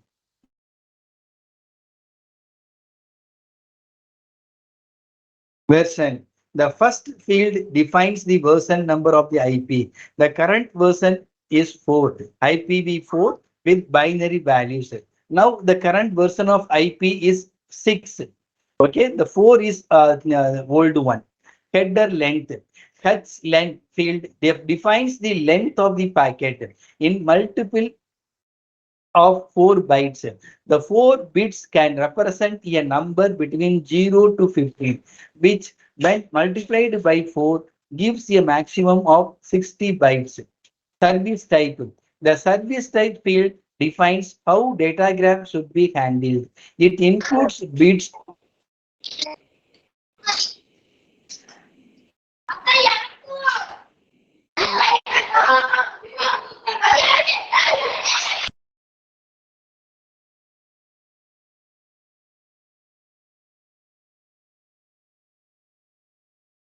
The service type field defines how datagram should be handled. It includes bits that define the priority of the datagram. It also contains bits that specify the type of service the sender desires, such as the level of throughput, reliability, and delay. Total length. The total length field defines the total length of the IP datagram. It is a 2-byte field, 16 bits, and can define up to 65,535 bytes. Identification. The identification field is used in fragmentation. A datagram when passing through different network. A datagram when passing through different network may be divided into fragments to match the network frame size. When this happens, each fragment is identified with a sequence number in this field. Flags. The bits in the flags field deals with fragmentation. The datagram can or cannot be fragmented. Okay, can be first, middle, or last fragment. So sometime the data it will be fragmented.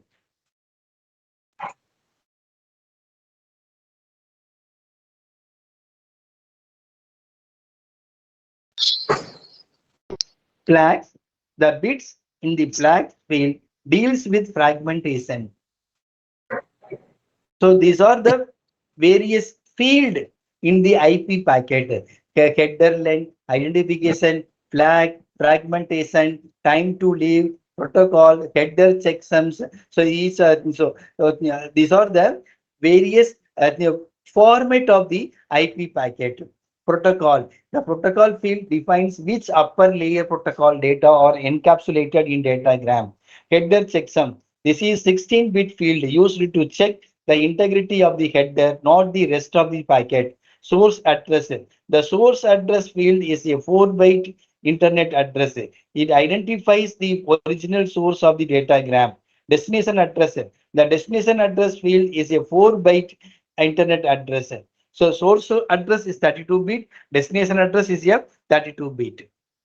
Option. The options field gives more functionality to the IP datagram. It can carry fields that control routing, timing, management, and alignment.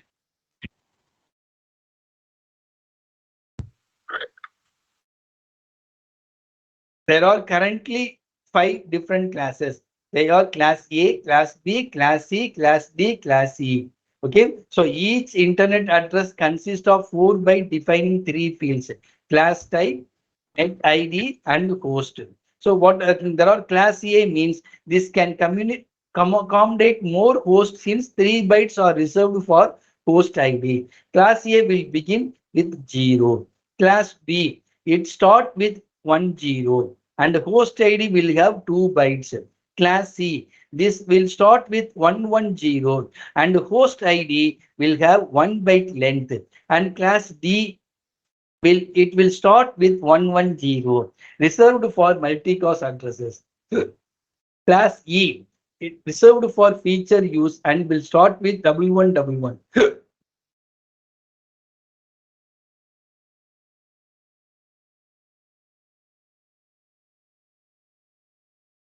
This is class A address starting with 0, 0, 1, 1, 1, 1, 1, 0. That is 32-bit address.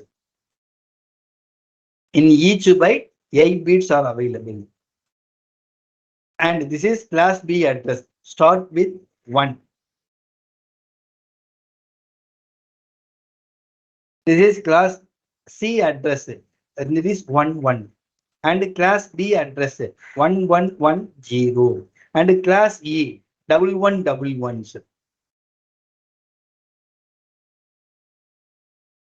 Class A byte 1, byte 2, byte 3, byte 4. Net ID, host ID. In class B, first 16-bit net ID. Okay. Next one, remaining one, host ID. Class C.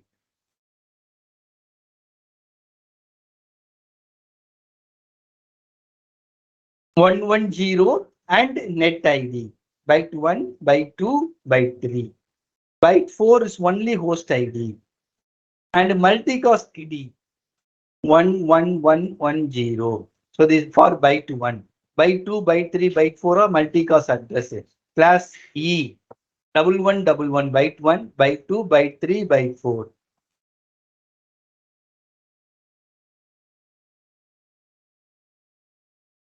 Dotted decimal notations. 1000000 100000 100011 So that is at 128.11.3.31. So that is the IP address. Its equivalent at binary address.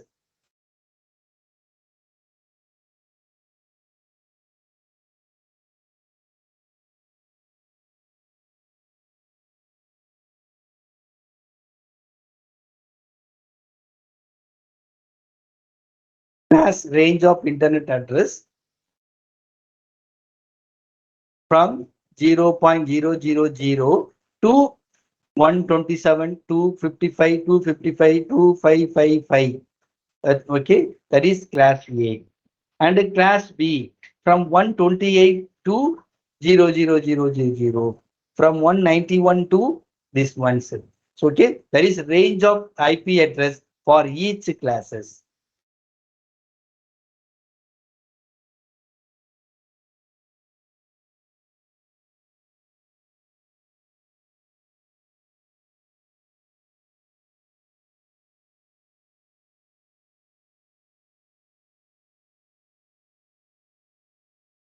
Next thing, apart from IP, there are 4 more protocol. Address resolution protocol. The address resolution protocol associates an IP address with physical address. On a typical physical network, such as a LAN, each device on a link is identified by a physical or station address, usually imprinted on the network interface card. So the address resolution protocol associate an IP address with physical address. So on a typical physical network such as a LAN, each device on a link is identified by a physical or station address. The physical address have a local jurisdiction and can be changed easily. For example, if the NIC on a particular missing files, the physical address changes. The IP address, on the other hand, have universal jurisdiction and cannot be changed. ARP is used to find the physical address of the node when its internet address is known. Anytime a host or a router needs to find the physical address of another host on its network, it formats an ARP query packet that includes the IP address and broadcasts it over the network. Every host on the network receives and processes the ARP packet, but only the intended recipient recognizes its internet address and sends back its physical address. The host both to its cache memory and to datagram header, then sends the datagram on its way. That is ARP protocol. Next, reverse address resolution protocols, another protocol. So ARP protocol, okay, so is associated with IP address. So each device is identified by its physical address.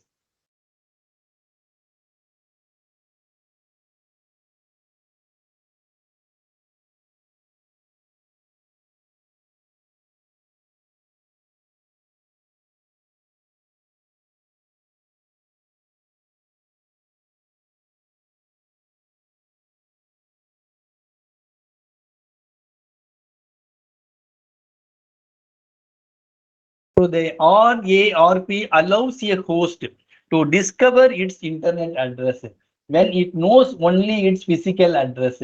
The question here is, why do we need RARP? A host is supposed to have its internet address stored on its hard disk. Okay, so the RARP allows a host to discover its internet address when it knows only its physical address. Okay, RARP works much like ARP. The host wishing to retrieve its internet address, broadcast an RARP query packet that contains its physical address to every host on its physical network. A server on the network recognizes the RARP packet and returns the host internal address. Internet Control Message Protocol ICMP. Another protocol, Internet Control Message Protocol. The Internet Control Message Protocol is a mechanism used by hosts and routers to send notification of datagram problems back to the sender. IP is an unreliable and connectionless protocol. ICMP allows IP to inform a sender if a datagram is undeliverable. A datagram travels from router to router until it reaches one that can deliver it to its final destination. So IP is unreliable and connectionless protocols. ICMP allows IP to inform a sender if a datagram is undeliverable. If datagram is undelivered, so ICMP inform IP. A datagram travels from router to router until it reaches one that can deliver it to its final destination. Until it delivers final destination, datagram it routes all the destinations, all the routers. If a router is unable to route or deliver the datagram because of the unusual condition or due to congestion, ICMP allow it to inform the original source. Next, IGMP, Internet Group Message Protocol. ICMP, Internet Control Message Protocol. IGMP, Internet Group Message Protocol. IP addressing supports multicastings. All 32-bit IP addresses that start with 1110 class D address or multicast addresses with 28 bits remaining for the group address. More than 250 million addresses are available for assignment. Some of these addresses are permanently assigned. The IGMP has been designed to help a multicast router identify the host in a LAN that are members of a multicast group. It is a companion to the IP protocols.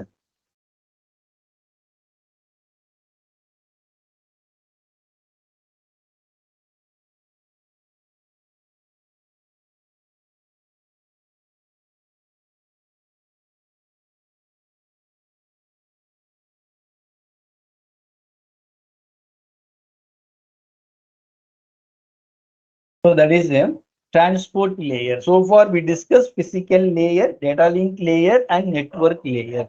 Now we discuss the transport layer. The transport layer is the core of the OSI model. Protocols at this layer oversee the delivery of data from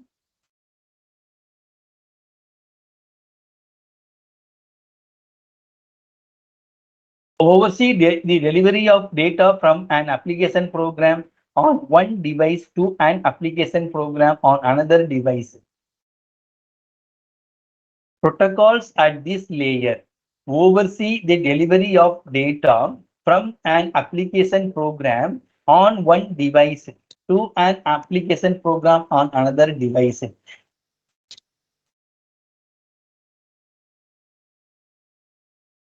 So application transport layer, it deliver a message from one source to destinations.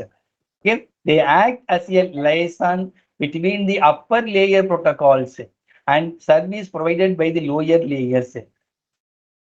Duties of transport layer. So the services provided are similar to those of data link layers. Okay, so it is similar to the data link layer. Data link layer is designed to provide its services within a single network. Within a single network, it provides a service. But across the network, the transport layer, it provides a service. that while transport layer provides these services across an internet made of many network, while the transport layer control all three of lower layers. Okay.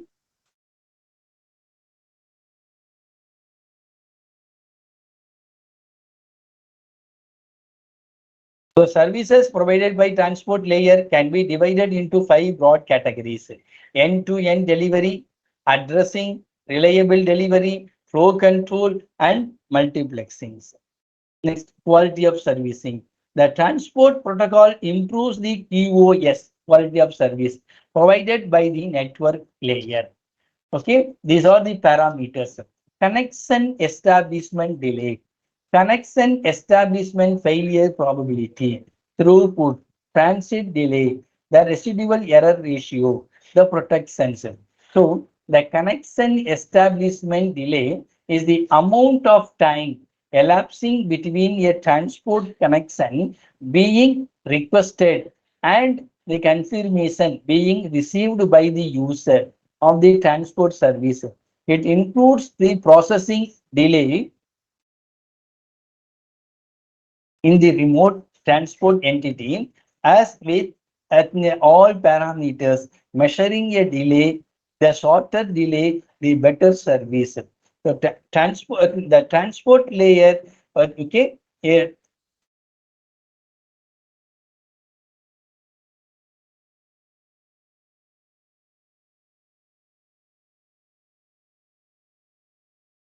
includes processing delay and establishment delay, okay, for connection provided and also remote connections.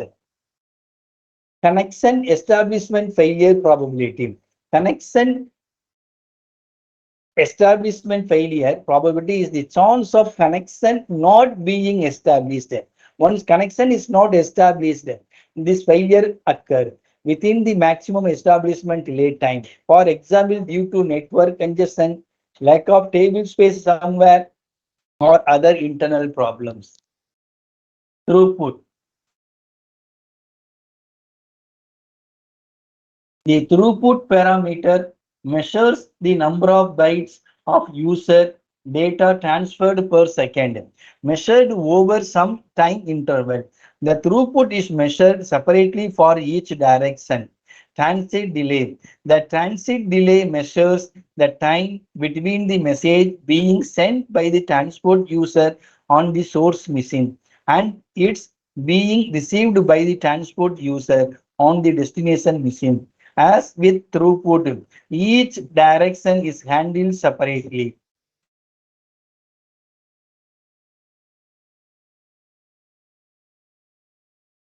So it measures time between these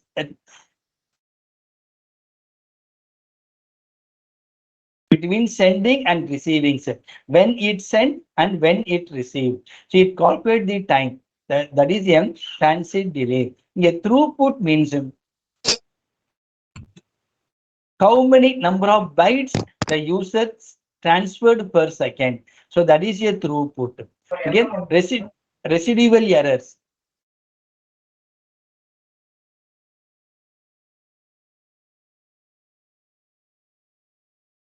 The residual error ratio measures the number of lost or garbled messages as a fraction of the total sent.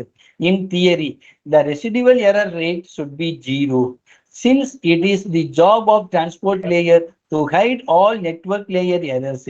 In practice, it may have some finite values. So the residual error should be 0. Because the job of transport layer, it hide network layer errors. The protections. The, the parameter provides a way for the transport layer to specify internet in having the transport layer to provide protection against unauthorized third party reading or modifying transmitted data. So it provide protection also. Okay, so no you except unauthorized user. No unauthorized access is allowed. Priority.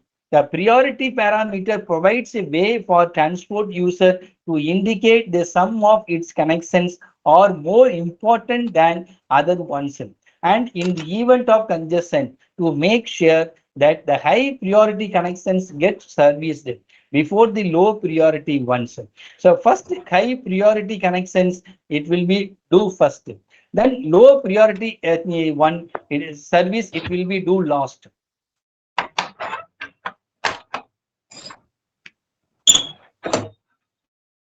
Please keep quiet.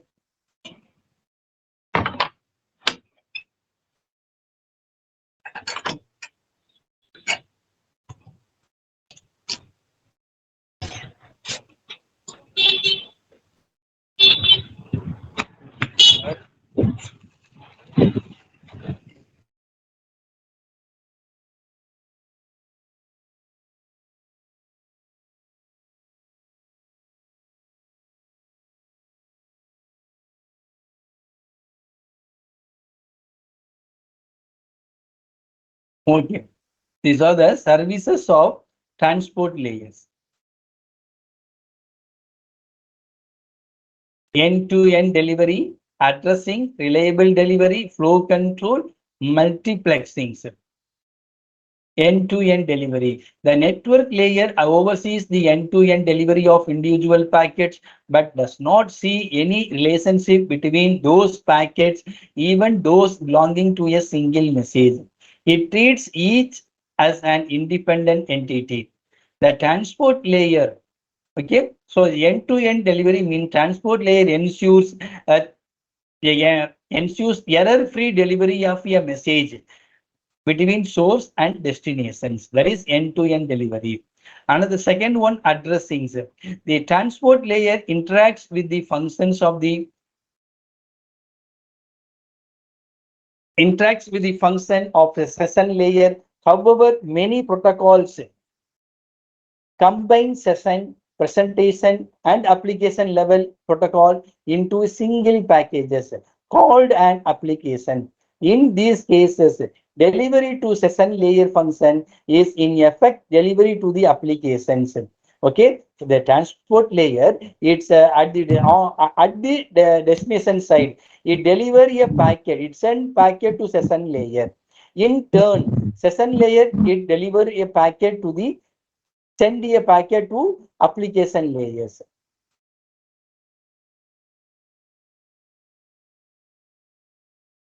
In these cases, delivery to the session layer function in a delivery to application. So communication occurs not just from end machine to end machine, but from end application to end application.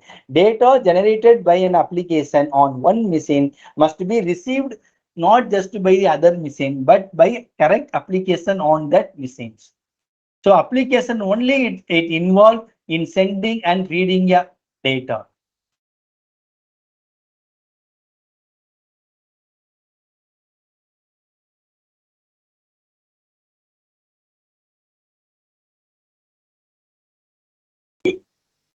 Reliable delivery.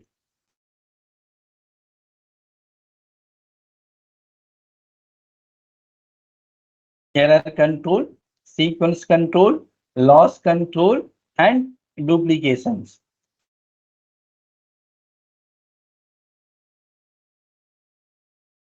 What is mean by error control? When transferring data, the primary goal of reliability is error control. But if we already have error handling at the data link layer, why do we need it at the transport layer? Data link layer functions guarantee error-free delivery node to node for each link. However, node to node reliability does not ensure end-to-end reliability. So node to node does not ensure end-to-end reliability. Sequence control.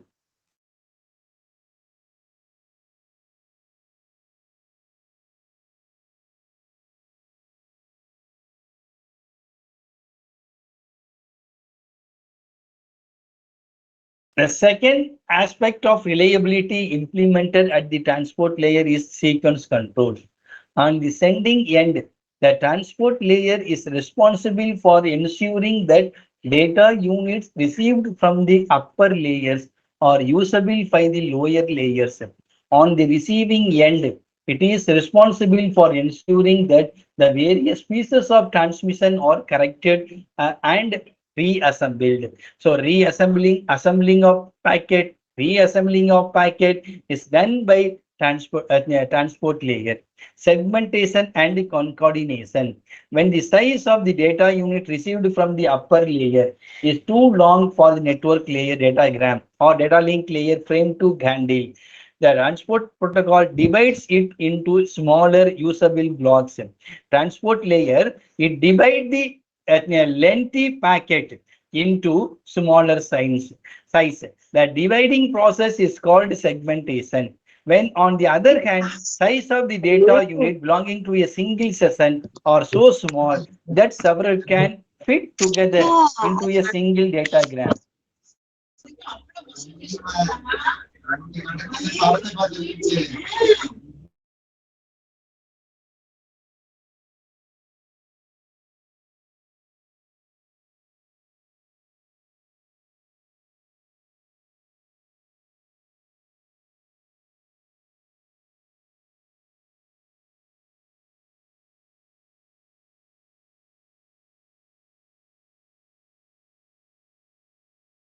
Sequence numbers. Most transport layer services add a sequence number at the end of each segment. If a longer data unit has been segmented, the numbers indicate the order for reassembly.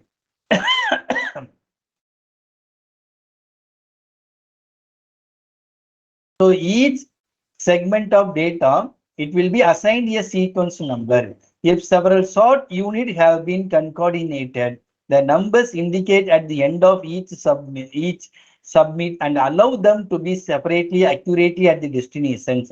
Each segment carries a field that indicates whether it is final segment of transmission or middle segment with more still to come. So the sequence number you tell whether it is a final segment or middle segments, and that is a lost control. The third aspect of reliability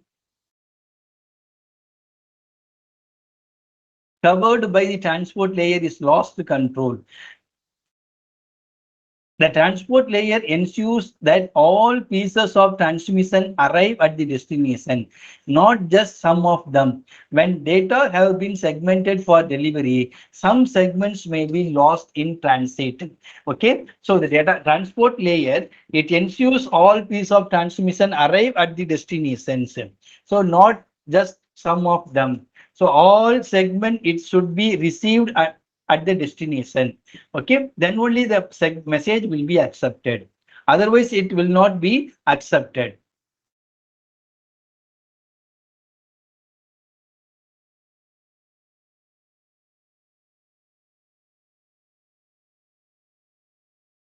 When data have been segmented for delivery, some segments may be lost in transit, and sequence numbers allow the receiver's transport layer protocol to identify any missing segments and request redelivery. Duplication control. The fourth aspect of reliability covered by the transport layer is duplication control. Transport layer functions must guarantee that no pieces of data arrive at the receiving system duplicated, just as they allow identification of lost packet, sequence numbers, and allow the receiver to identify and discard duplicate segments.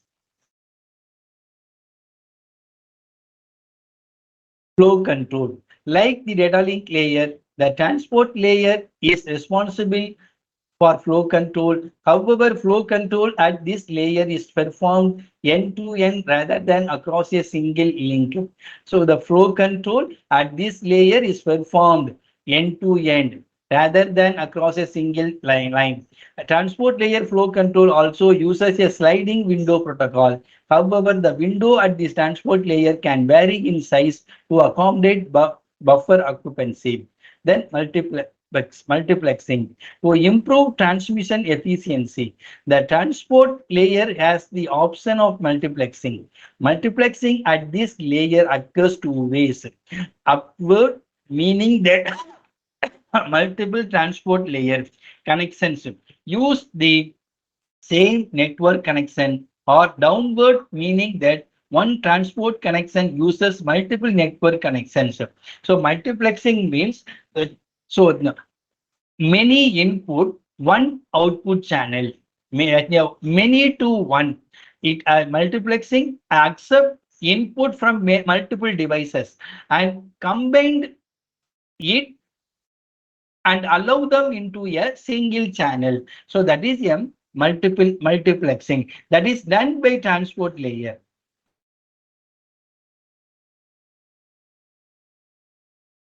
This is upward and downward virtual cell transport layer. Upper layer stack, 1, 2, 3. Okay, it will be pass on to network layers. On the other side, it accept from network layer and pass to upper layers. Here upper layer stack means application layer, presentation layer, session layer.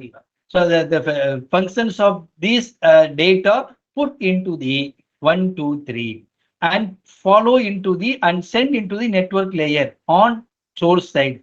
On destination side, it accepts data from data link layer, network layer, data link physical layer, physical layer, data link layer, network layer, and combined it and process it and send to the its upper layer.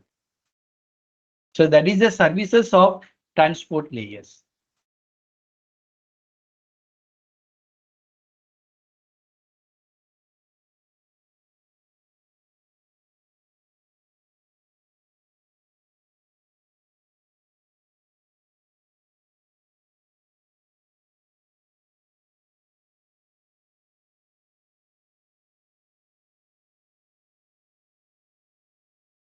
Next, TCP protocol.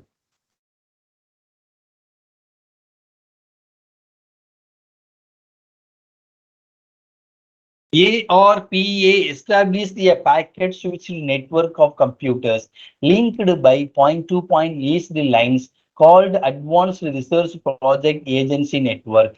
So that is ARPANET. ARPA established a packet switching network of computers linked by point-to-point leased lines called an Advanced Research Project Agency Network that provided a basics for early research into networking. The conventions developed by ARPA to specify how individual computers could communicate across the network became TCP/IP. The transport layer is represented in TCP/IP by two protocols. UDP.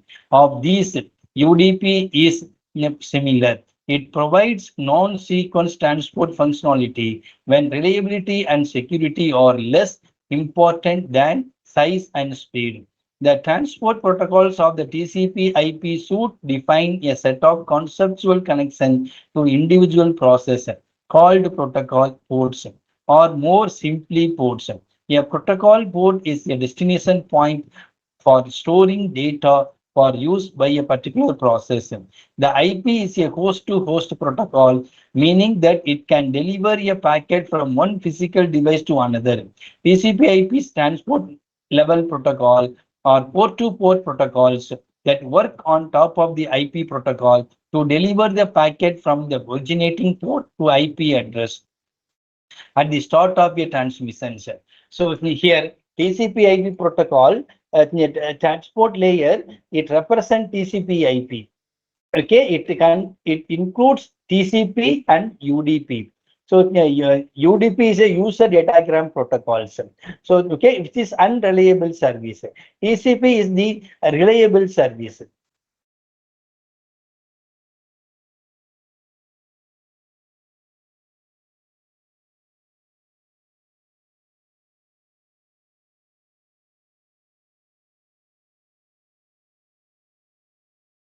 That is port address client 51001 TCP or UDP.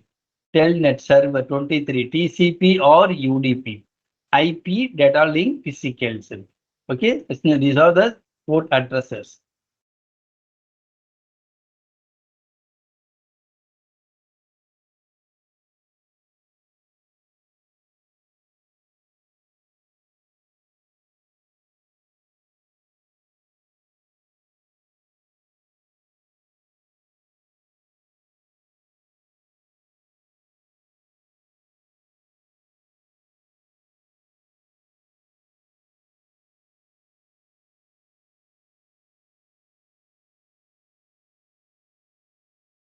So those who are received mail yesterday, those only send mail. I will send notes.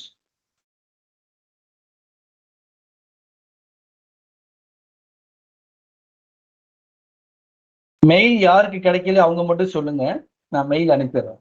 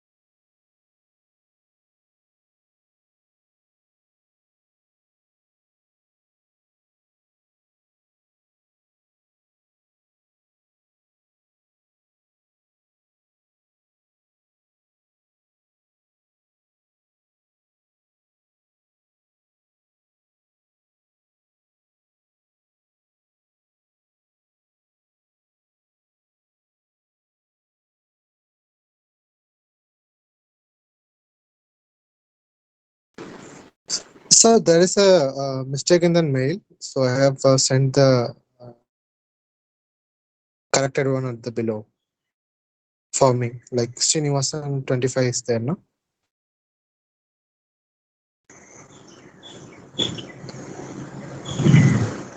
Yeah, I have sent the corrected one at the below.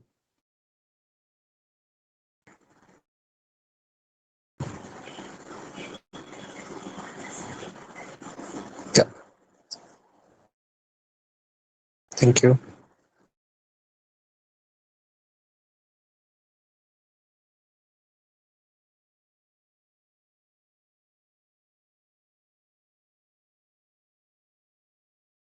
Thank you, sir.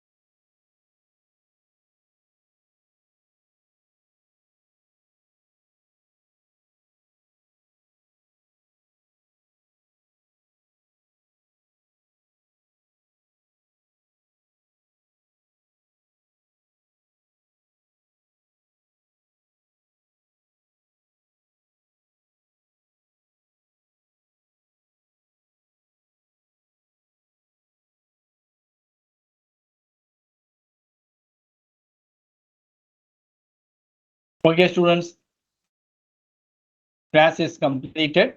You can leave now. Yeah, thank Thank you, you, sir. sir. Bye. Thank you.